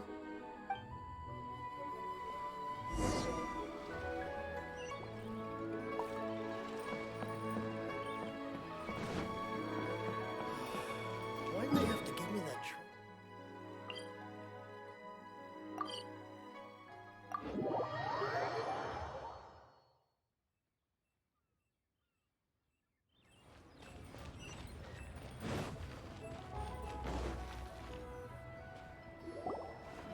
Miss Yanfei, what is this about? Are you here to tell me how much I owe? No. What I wanted to talk about is, there is a chance that the ore inlaid on those hairpins may not be Smaragdus jadeite after all. What do you mean? Are you implying that you already sneaked off and found them? Obviously not. I'm no adventurer, let alone a member of the guild. I don't run thankless, time-consuming errands for a living. Let's just say I made some deductions. I don't know if Granny told you this, but Smaragdus jadeite is found deep underground and contains very concentrated elemental energy. If mere mortals come into contact with it, well, they'll be sick in the best case. And in the worst case, they could even experience a dramatic change of personality. It most certainly would not be smooth to the touch. Mr. Chow, did you at any time feel unwell while the hairpins were in your possession? No, not at all. I felt perfectly fine the whole time. Not even the slightest bit unwell. I didn't feel anything special at all, in fact. Now that is strange. I noticed earlier that there were elemental traces in Mr. Crossel's vicinity. If I've deduced correctly, he may still have the Smaragdus Jadeite in his possession. If that's the case, we should go confront him right now and expose his dirty scam right to his face! Absolutely not. If we were to confront him now, there's no way he would admit to it. Eventually, he would find some argument to compel us to leave. And then, he'd throw the Smaragdus Jadeite into the sea the moment we were gone. After that, he would simply insist that Mr. Chow pay up per the contract. He would lose. Meanwhile, we would have to look under every stone in Liyue, hoping and praying that the hairpins do actually still exist somewhere in this world. So vivid that Paimon thinks it might be experience talking. Oh, it certainly is. I've seen my fair share of situations like this, and brute force methods are certainly one way of resolving them. Fortunately, I have far more elegant solutions at my disposal. Well then, since you're so experienced in dealing with problems like this, perhaps you could help me, Miss Yunfei. Oh, that won't be a problem. But first, Mr. Chow, could I ask you to please sign this contract? Huh? Does there have to be a contract for everything? Paimon can't even keep... It feels like Yanfei is even more concerned with them than a certain someone else we know. These are my formal terms of engagement. Everything prior to now has just been pro bono advice. But for me to investigate any further, I require a written contract. Any work commissioned but not bound by a contract cannot be relied upon. I understand. Then I will be glad to place this matter into your capable hands if you will take it, Miss Yunfei. No problem. Just sign here, and I'll sign too. Okay. Now write your address here, and then sign on this page as well. And I'll also need your signatures on pages 5, 7, and on the very last page. Finally, if you could just use this ink pad to make a handprint over here. This contract has so many pages. Paimon's all out of brain juice again.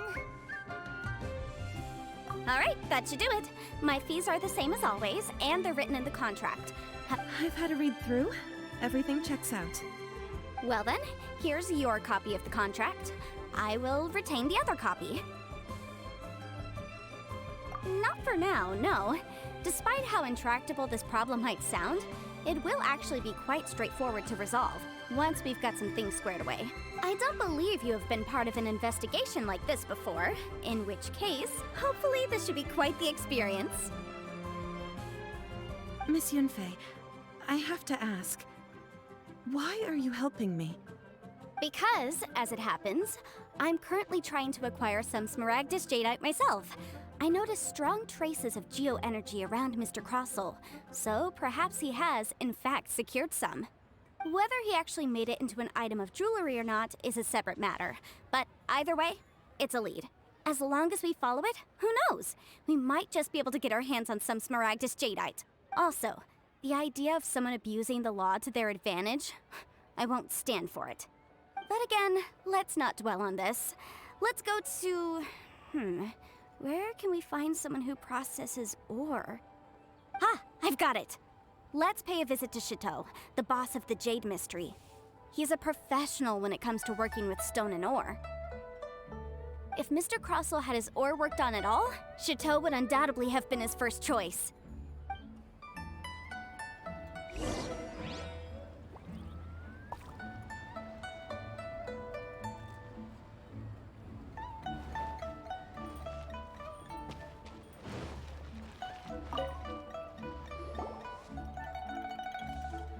Why, hello there, honored customers. Welcome to... Oh, it's you, Miss Yanfei.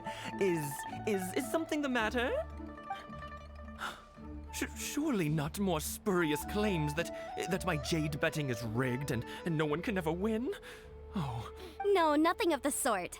Has a Snezhnine merchant named Crossel enlisted your ore processing services recently by any chance? A Snezhnine merchant named Crossel, you say? I do remember that. He brought me a piece of ore, claiming that it was Smaragdus Jadeite. That was the first time I'd ever encountered it, so I had no way of telling if it was really Smaragdus Jadeite or not. But if a customer insists, far be it from me to contradict them. He was quite generous with his money, too, so I didn't give it too much thought. I processed the ore as per his request. Do you have any leftover debris from your work on it? Why, yes. It was my first time encountering this ore, after all, so I kept a few loose shavings to study. Thank you, sir. We'll take a look at them.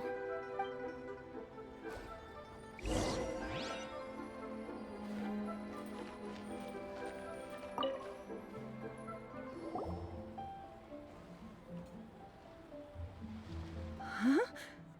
If my eyes don't deceive me, the cross-sections and patterning suggest that, yes, it's not particularly rare, nor is it especially valuable. It's used to make jewelry all the time. I've heard it said that smaragdus nephrite is in fact the outer layer of smaragdus jadeite, though no one's ever proven it. A thin layer of separation, huh? If you must see for yourself, try examining these shavings for traces of elemental energy. Smaragdus nephrite is an entirely ordinary ore, containing... Is that so? Well, we might as well give elemental sight a shot. So, did you find anything? So they really are different. But wait, how come Jichao was able to tell what it was just by looking at the shards? There's nothing special to it. It just so happens that I've come across a great many of these in my time. These two stones actually look very similar. Someone without a deep understanding of them would find it very difficult to tell them apart. There may be only a subtle difference for the casual viewer, but that translates to an astronomical difference in terms of the market price, and, I'm sure, a significant difference in the cost of having them carved into shape. All right, let's focus up. We're going off on a tangent. But never mind, Shirto. Why would Mr. Crossell... Unusual actions have unusual reasons behind them. Let's take some of these shavings back to Chateau.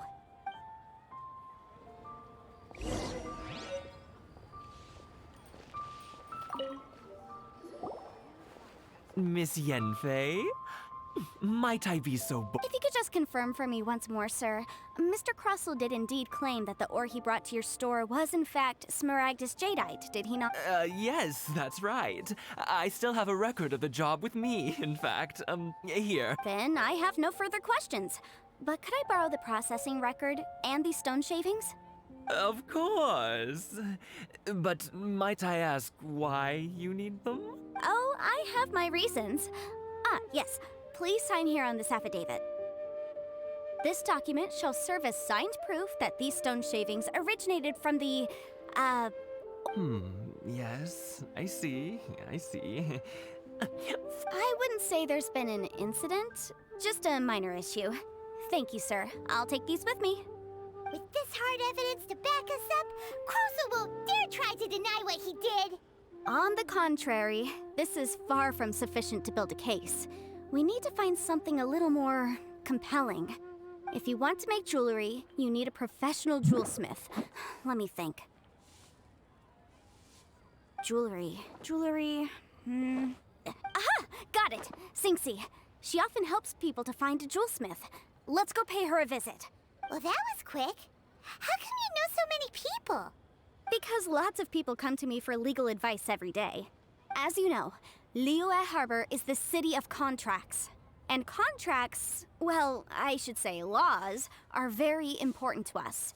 But the amendments made by the Tianquan to our laws are unnecessarily complicated. How can I put this? It just seems like they're hard to understand and impossible to finish. As such, legal advisors like myself provide quite the popular service indeed. So you help them make sense of the law. But didn't you say that it's hard to understand and impossible to finish? Yes, well, that's no obstacle because I've memorized all the legal codices. You memorized them? You sound surprised. Knowing the law inside out is a legal advisor's bread and butter, you know? Oh, this has nothing to do with being an adeptus. I just like reading things. Again, with that casual tone. Well, that's that then. Let's go look for Singxi. Oh, what should I try this time?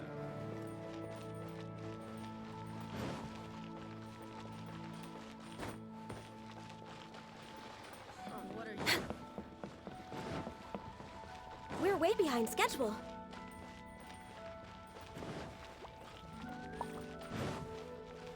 healthy. Oh, Miss Yenfei, it's you. Has something happened? Did the client from last time, Have no further trouble from then on? Yes, of course. I'm just here to ask you a few questions. Has a merchant by the name of Crossel asked you to put him in contact with a jewelsmith recently? Krosel? Yes, I remember him. He's a merchant from Snezhnaya, no? Yeah, he came. The design of the hairpins that he gave me was quite intricate, so it took me some work to find someone who was up to the job.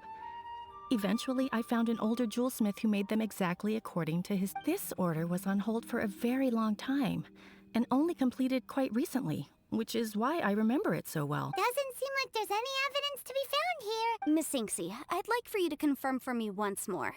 When Mr. Crossel commissioned you to find him a jewelsmith, did he or did he not assert that the material he presented to you that day— Yes, I'm sure of it. The hairpins were made using many expensive materials, and the asking price was quite high, so we had to put this transaction on record with the Ministry of Civil Affairs. Mr. Krosel wasn't very familiar with the necessary procedure. I also kept a copy for my own records. See for yourself. The item is called Smaragdus Jadeite. The inlaid gemstone is recorded as Smaragdus Jadeite. Thank you, Sinksy. Now, could you let me borrow this document? Sure. It isn't serving much purpose here anyway. I take it then that there's been some more trouble?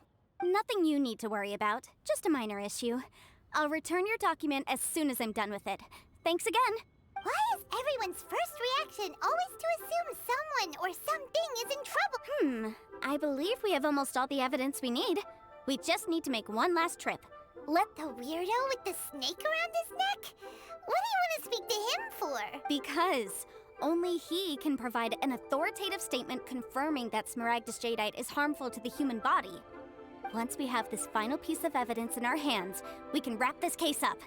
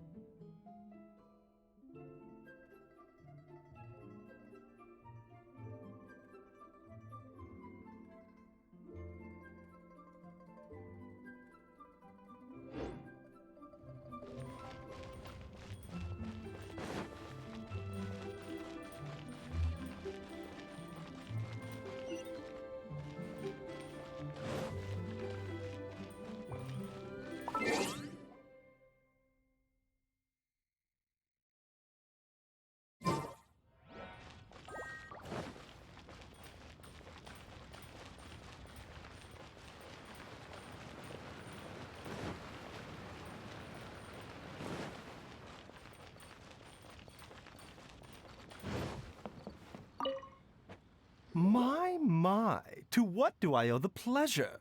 Though I'm afraid that if you're looking for our little Chi-Chi, she's out gathering herbs. And if it isn't Miss Yenfei as well, now that's an even rarer honor. What business brings you here, might I inquire? Some charlatans peddling ineffectual medicines again, no doubt? No. I'm here this time to ask if you're familiar with Smaragdus Jadeite. Smaragdus Jadeite? Why, yes, there is some information about it included in the 6th commentary on the 7 Mountain Treatises. The 7 Mountain Treatises states that this substance springs forth from stone marrow within the mountains, and it is abundant in elemental energy, so if someone without a vision is in contact with it for a prolonged period, best case scenario, they fall ill. Worst case scenario, they'll suffer great changes in Anyway, I'm sure you didn't come all this way just to chit-chat. Knowing you, Yenfei, and given I suppose that you're about to ask me to write an official affidavit attesting to the pharmaceutical peculiarity. That is indeed the case. If you would be so kind, Dr. Bai. No trouble at all. It's just a single document. Won't take me a moment.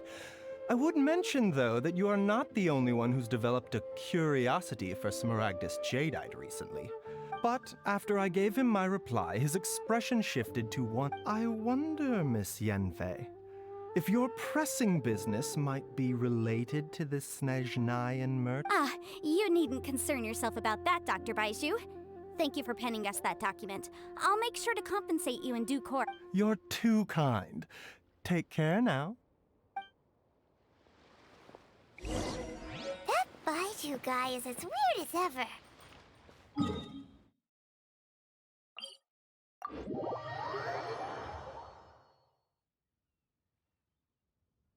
Is it just Paimon, or does it feel like he was fishing for something back there? Dr. Baiju's always been like that. Well, we have the evidence we need. Let's go find Mr. Crossell. Miss Yanfei, have you finished your investigation? I trust you will now be in a position to assess the compensation due. Yes, my investigation is indeed concluded. I can now provide a final figure for the amount payable. Wonderful. Well then, please, could you do the honors, Miss Yanfei? Of course. According to the stipulations of the contract, Mr. Crossell, you must pay Mr. Chow 10 times the original transaction price in Mora. Sure. Wait, what? Me pay her? Surely there's been some kind of mistake, Miss Yanfei. Not at all. According to my investigations and the material evidence that we've gathered, the substance claimed to be Smaragdus Jadeite that was inlaid within the Smaragdus Jadeite twin phoenix pins that you rented out to Mr. Chow was... Now, the contract states very clearly that 10 times the price... Material evidence? I spent a huge sum to obtain that Smaragdus Jadeite. Indeed. Only a testimony from an expert witness involved in the processing of the ore can serve as an authoritative assessment. If we want to determine whether the ore is genuine, we need to start with evidence from the Jade Mystery. Clearly, you still have a few things to learn about. This is a processing record from the Jade Mystery, along with stone samples and an affidavit signed by the business owner, Chateau. Seriously? Even the boss there couldn't differentiate between Smaragdus Jadeite and Smaragdus Nephrite. How does this prove anything? In any case, Smaragdus Nephrite is the outer layer of Smaragdus Jadeite. So I had him cut away the Nephrite, he returned the valuable Jadeite core to me, and some Nephrite samples remain in the store. That's an unsubstantiated belief. Well, your claim that my ore is fake is just as unsubstantiated. Ugh. Looks like our first piece of evidence didn't Hard evidence, something legally binding. We have just the thing. Show him, Traveler. This document proves that my hairpins are the real deal, doesn't it? This is the Ministry's seal, after all. Our second piece of evidence didn't work either. And this guy's getting more You know, you could be right. Perhaps the hairpins are the real deal after all. Of course I'm right. All the evidence shown supports my story. Well, hang on a moment now, because I do recall one final piece of evidence that we haven't revealed yet. Traveler, would you do the honors? What's... Smaragdus Jadeite springs forth from stone marrow within the mountains and will bring disaster to any mere mortals who touch it. Sustained contact with Smaragdus Jadeite over a prolonged period will, in less serious cases, cause a mild malady, while in serious cases, the patient may suffer a dramatic change of personality and fall seriously ill. Mr. Crossell, were you aware of these peculiar properties of Smaragdus Jadeite? I had no idea. No idea, you say? I'd guessed as much. But for you to have rented out such a dangerous item, I'm afraid that this falls outside the scope of my work, but within that of the Ministry of Civil Affairs. However, I'm sure that the Ministry will be relatively lenient considering that, as you say, you were ignorant of the danger you posed. Don't worry, Mr. Crossell. I will make sure that all the evidence presented here will be handed over to the Ministry. I trust that you'll give them your full cooperation in their investigations. What? Wait! I knew. Oh, so you knew? Oh, dear Mr. Crossell. But if you knew of Smaragdus Jadeite's stain... Huh? No, The hairpins aren't actually inlaid with genuine Smaragdus Jadeite? You do understand, Mr. Crossell, that this means that you will have to pay Mr. Chow 10 times the original price in Mora? Mr. Crossell, your answer, please. My client and I are waiting. Yamp, he's seriously intimidating right now. I admit it. I confess. The ore I had inlaid on those hairpins was... But I'm a victim in all of this too. I invested a great deal of time and money into acquiring that small amount of Smaragdus jadeite. But after receiving it and carrying it around for a few days, I started to feel extreme discomfort. I couldn't sleep a wink or eat a single bite. I went to Boo Boo Pharmacy to get myself checked out, only to discover that this sort of stone cannot be worn as jewelry. But that's why I had another pair of hairpins made from Smaragdus nephrite, which is almost indistinguishable from Smaragdus jadeite. I kept the real Smaragdus jadeite in a specially made box. I daren't touch it again. I was worried that someone would see through it, which is why I only dared to rent them out, not sell them. And then to top it all off... Exactly! If they weren't the real deal, why'd you make her pay so much? I didn't want to either, but when I purchased that Smaragdus jadeite, some of my business partners found out. If word got out that I sold a pair of fake hairpins, then... Alright, let's cut the appeals phase right there. I failed to see what bearing any of this has on your transaction with my client. 10 times. Kroso looks like he could faint any second. As for me, according to my contract with Mr. Chow, 20% of that sum will go to me. 20%? That's as much as I spent on that Smaragdus jadeite. There's no need. It's fine. You don't have to pay me that much more. Even if the Smaragdus jadeite on those hairpins was fake, I still bear responsibility for losing them. Legally or not, I think I... Ms. Chow, you... However, Mr. Crossell, since you have no use for that chunk of Smaragdus jadeite, why don't you give it to me instead? What? But all right then. This cursed rock's brought me enough grief as it... Miss Yunfei, I'll turn this Smaragdus jadeite over to you. I trust that it will suffice as remuneration? Well, that's not quite how the rules say this should go. But whatever, it'll do. Thanks so much for your help this time, Miss Yunfei. Oh, come on. No need to stand on ceremony. Now, if I may confirm this again, Mr. Chow, have you... Well then, that's good. Mr. Crossell, it seems that my client has no further claims against you. Is that so? Actually, Mr. Crossell, I'd like to talk business for a second if I may. I could see from the hairpins you produce that you're very skilled in jewelry design. My family, on the other hand, works in the... If we could join forces, your jewelry designs and our choice ores, I think we could do some fine business, but... Let me think for a moment. Well, that's that. And we've got the Smaragdus jadeite that Granny wants too. All's well that ends. Exactly. Usually when someone tells us they've lost something, we end up... even though the solution didn't involve actually finding... The right solution depends on your perspective on the problem. The objective of my client, Mr. Chow, was to reduce her liability to pay compensation. So, rather than looking high and low for some hairpins, an adeptus.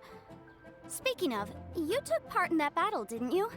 In which case, you would have heard Liyue Harbor is now a city ruled by humans. The title of Adeptus means precious little to me compared to my job as... In any case, don't you think that the Liyue Harbor of today needs legal consultancy far more than it needs adeptal powers? Paimon can think of someone who would definitely disagree with your reasoning.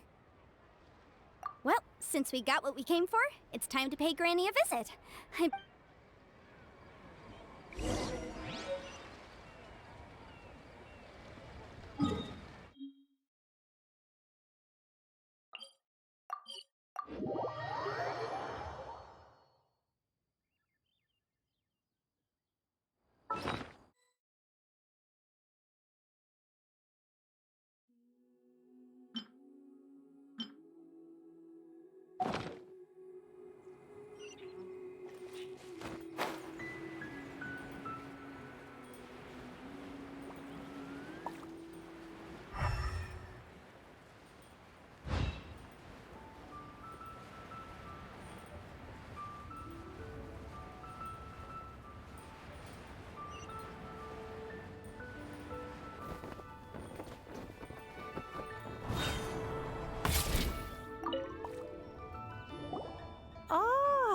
you've returned. How did it go? Were you able to find the Smaragdus Jadeite? Good, good. Then we have all the materials. Well, if we're all set, Granny, I'll get going now. Got a ton of clients waiting for me back at the office. Oh, you. All right, then. Go see to your business. I'm off then. Bye! Oh yes, Traveler. Make sure you don't lose the business card I gave you. I've been looking into the laws of other nations as well. If you should ever bump into any trouble with the law, come find me directly. Right? Come now, child. Are you leaving or are you not? If you have no wish to leave, perhaps you'd like to help me. I'm leaving! I'm leaving! That child. Goodness knows where she learned to be so rambunctious. Indeed she is. Liyue has changed, and the Yanfei might be overly garrulous, but she is also the most intimate. Liyue is not the same place I want. All right, then. Let us speak of this no more. Oh, Paimon's so excited! How is it made? It is but a single teapot.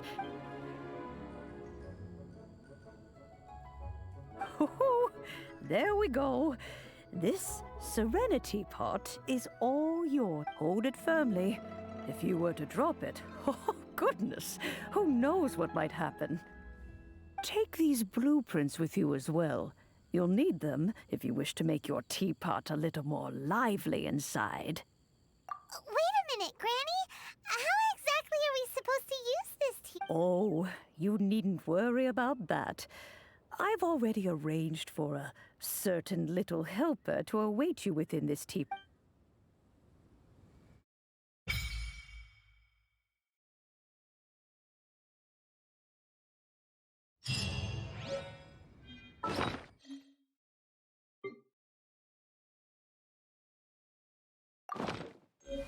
Neighborhood.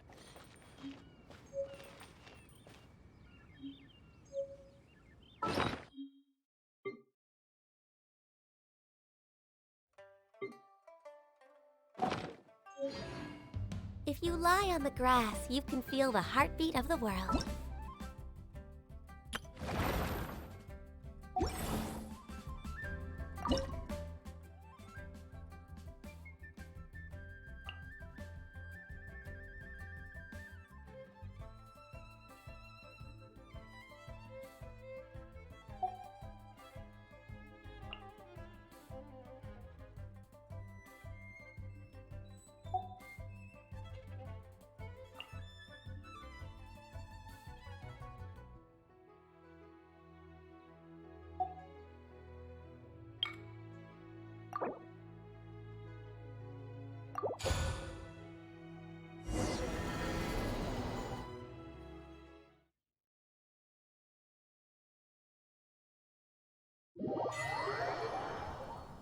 Wow!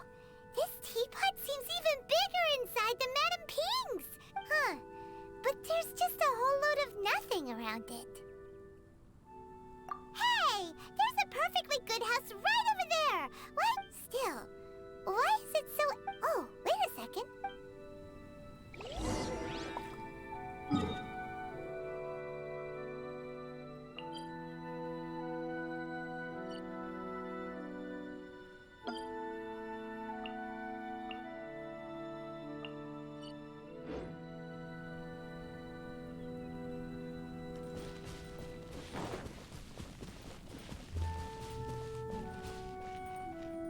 Well, it seems that we have a visitor.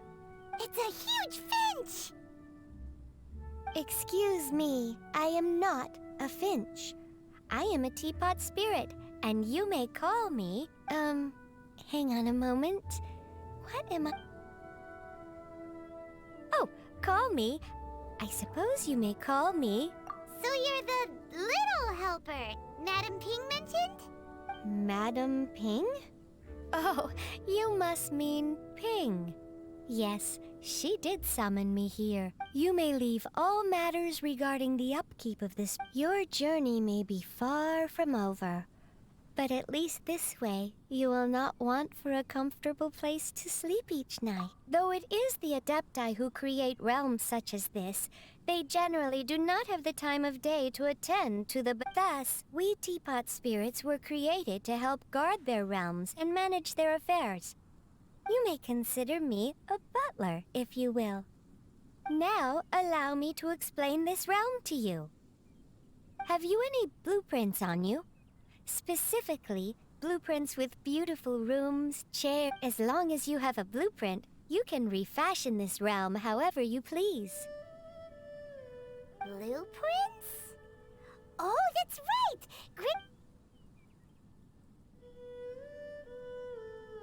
Yes, these are the blueprints I'm talking about. Go on, open them up. Just commit the image of the objects to memory and prepare the necessary materials.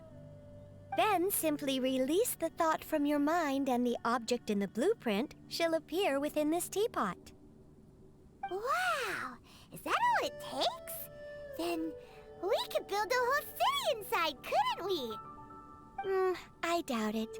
A golden-eyed adeptus explained this to me at some point. He said that even though subspace creation is a product of this world is not a true one after all. It provides merely a moment of brief respite from the mortal realm, not a means of escaping it entirely. A golden-eyed adeptus? Paimon wonders who could that be? I hardly remember myself. What's more, I have never seen that adeptus again. Well, let's not dwell on that. If there's anything you would like to ask...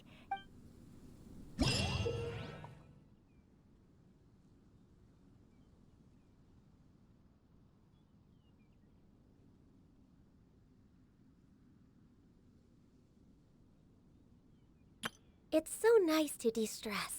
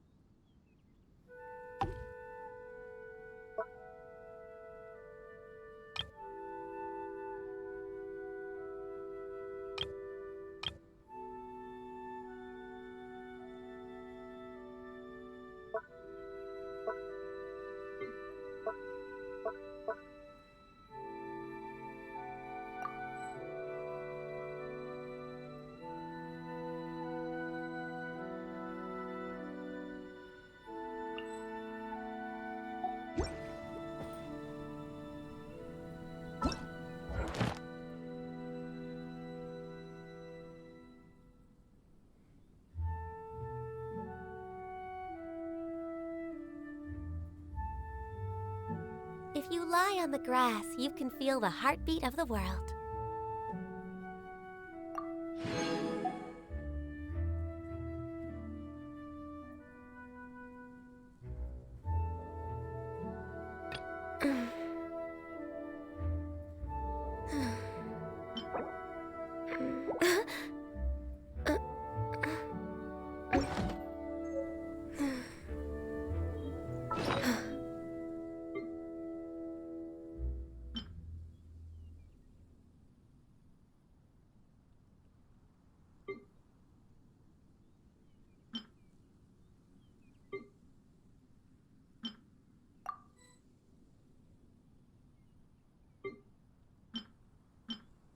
Should we really be off work this early? There is still a lot left to do.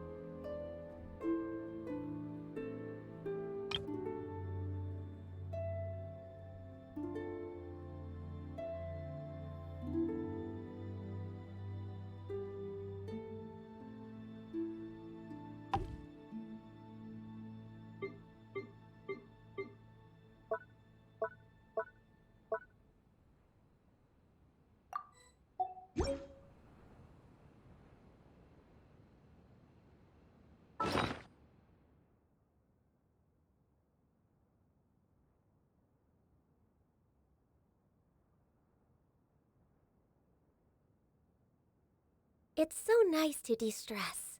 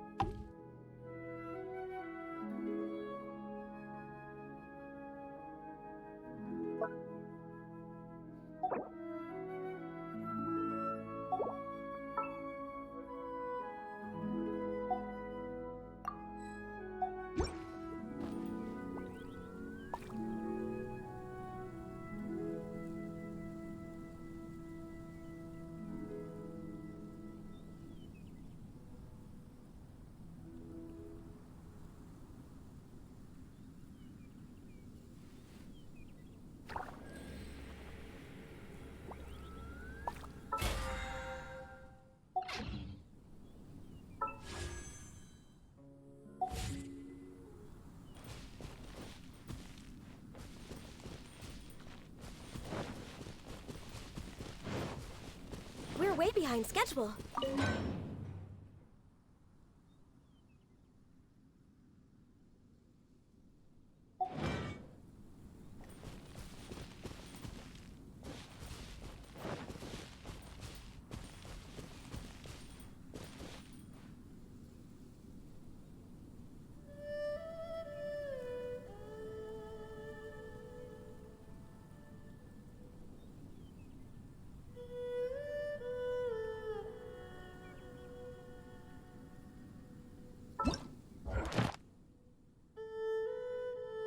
Should we really be off work this early? There is still a lot left to do.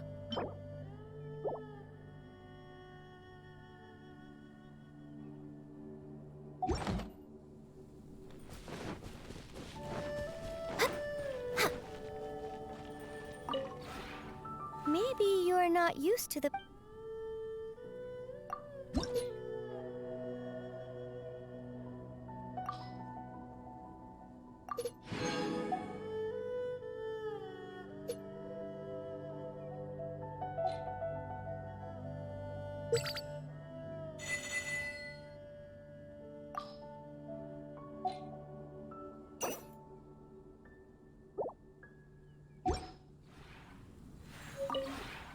Maybe you're not used to the place at the moment, but once you've materialized enough rooms and furniture through subspace creation, it will feel just...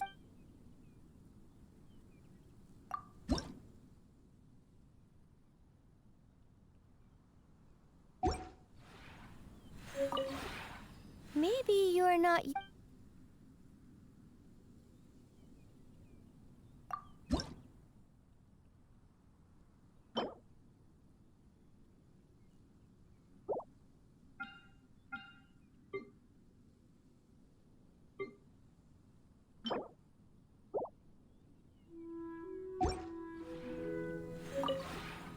Maybe you're not used to the place at the moment, but once you've materialized and...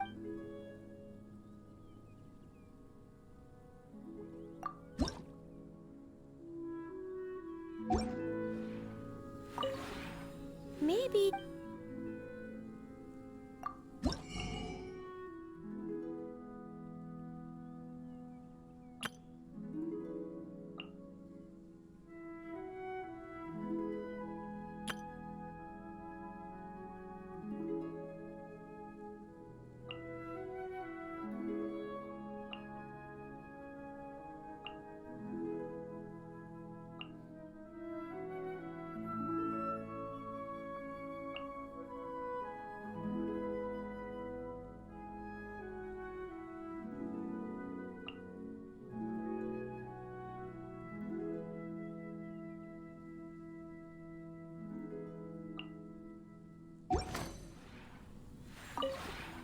Maybe...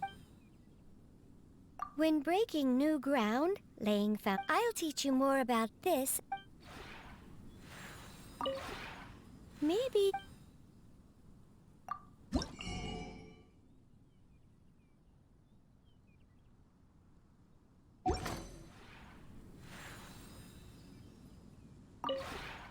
Maybe...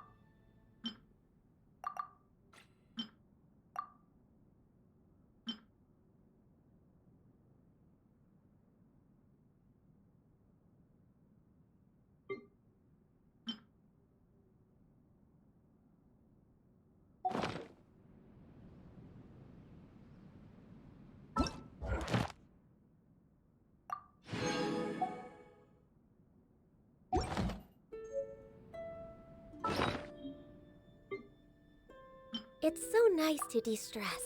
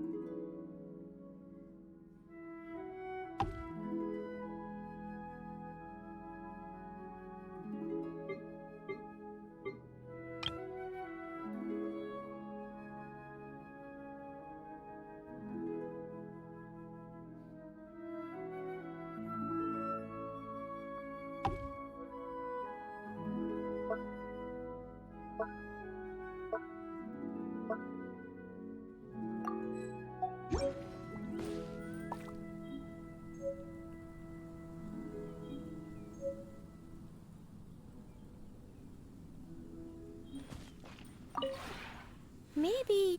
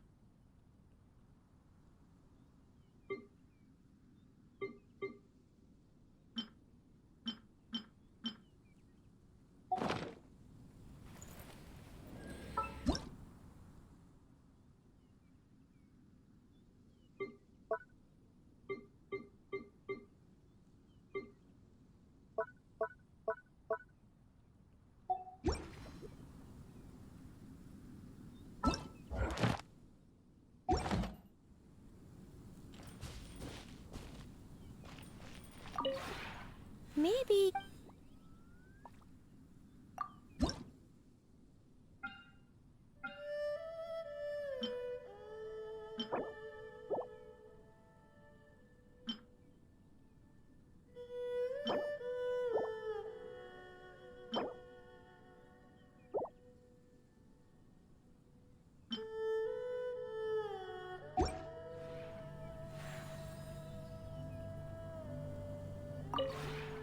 Maybe...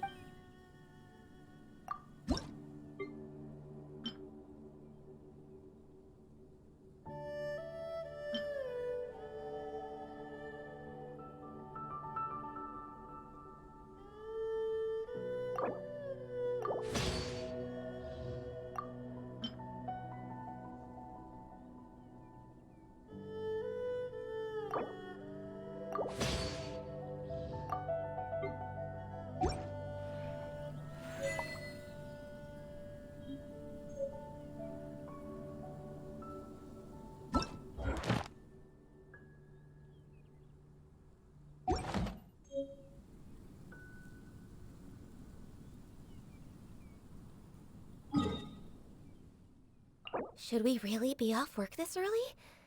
There is still a lot left to do.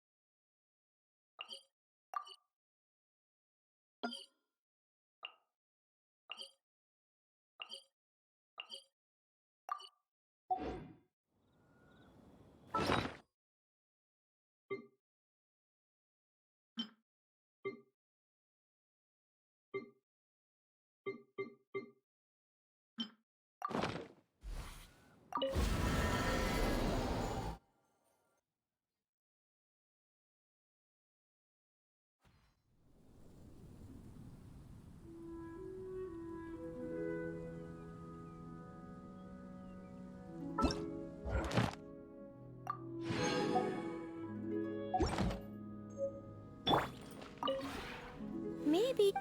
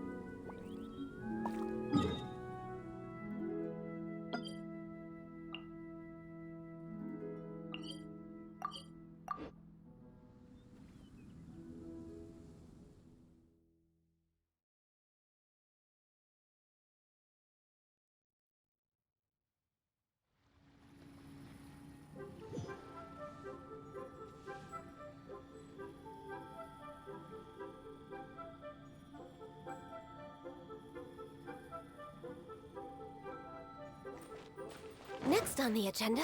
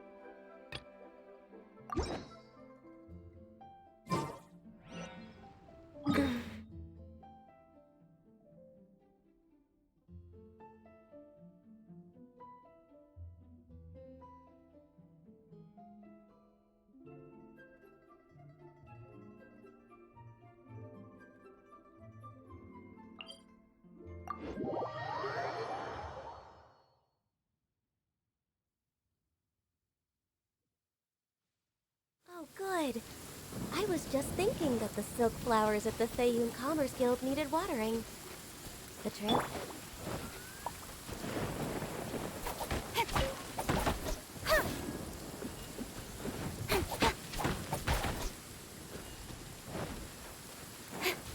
Don't blink!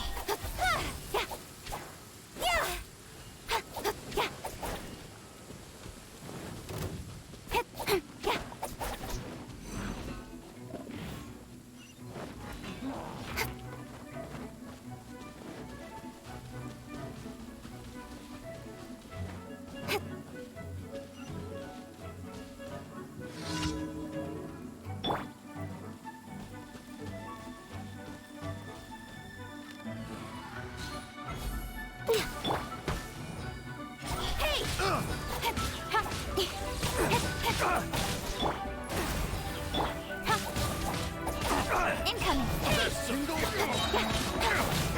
Cut to the chase!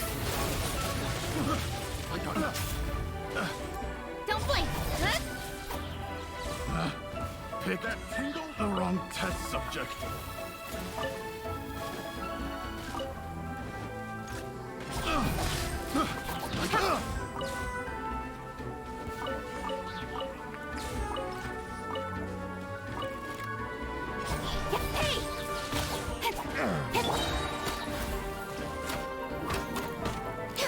We're way behind schedule. All hail! Speed up! With sword comes shadow.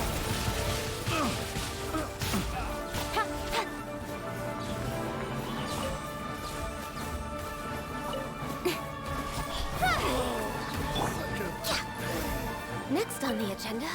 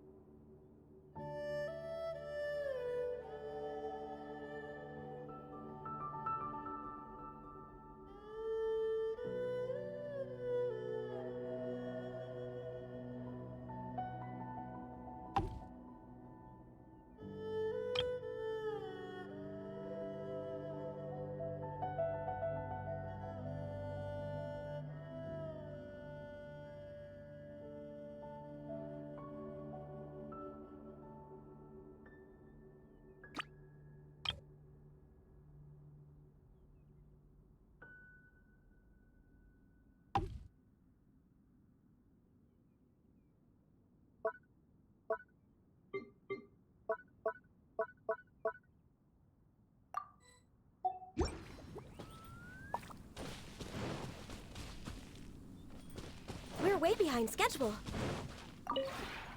Maybe...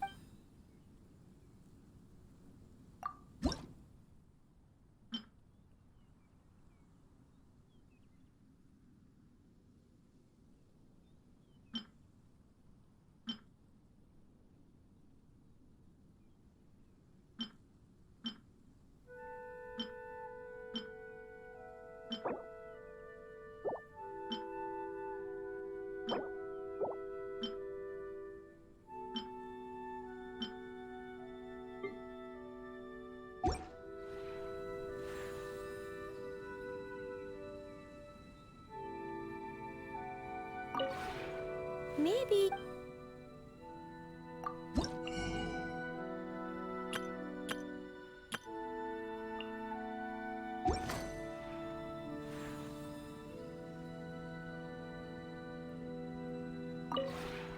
Maybe...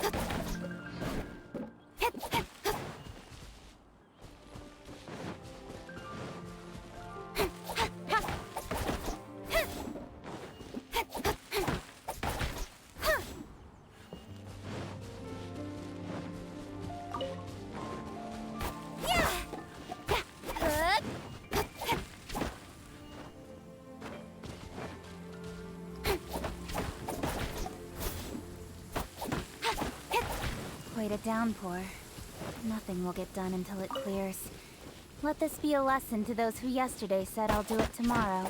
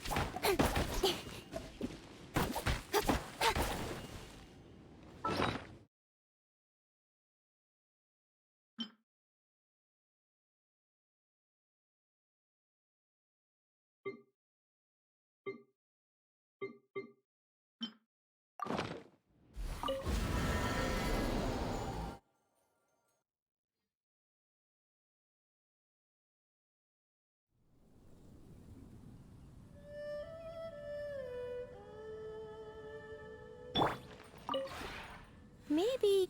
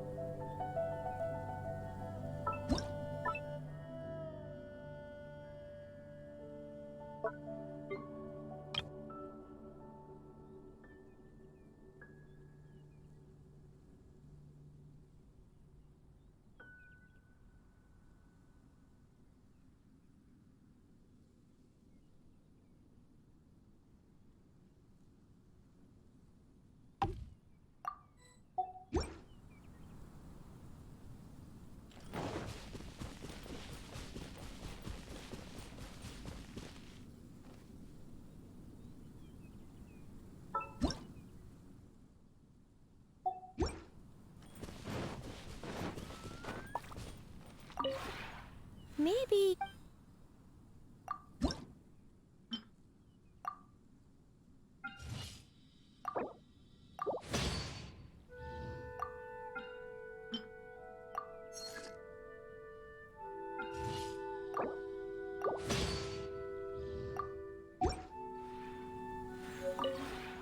Maybe...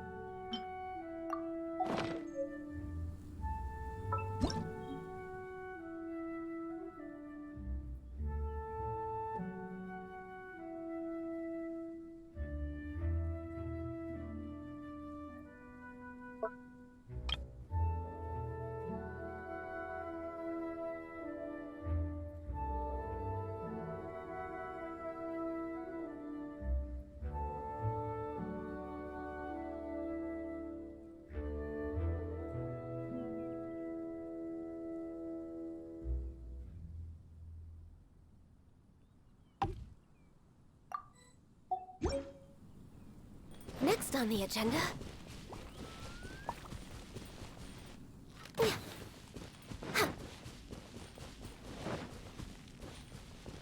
on the agenda?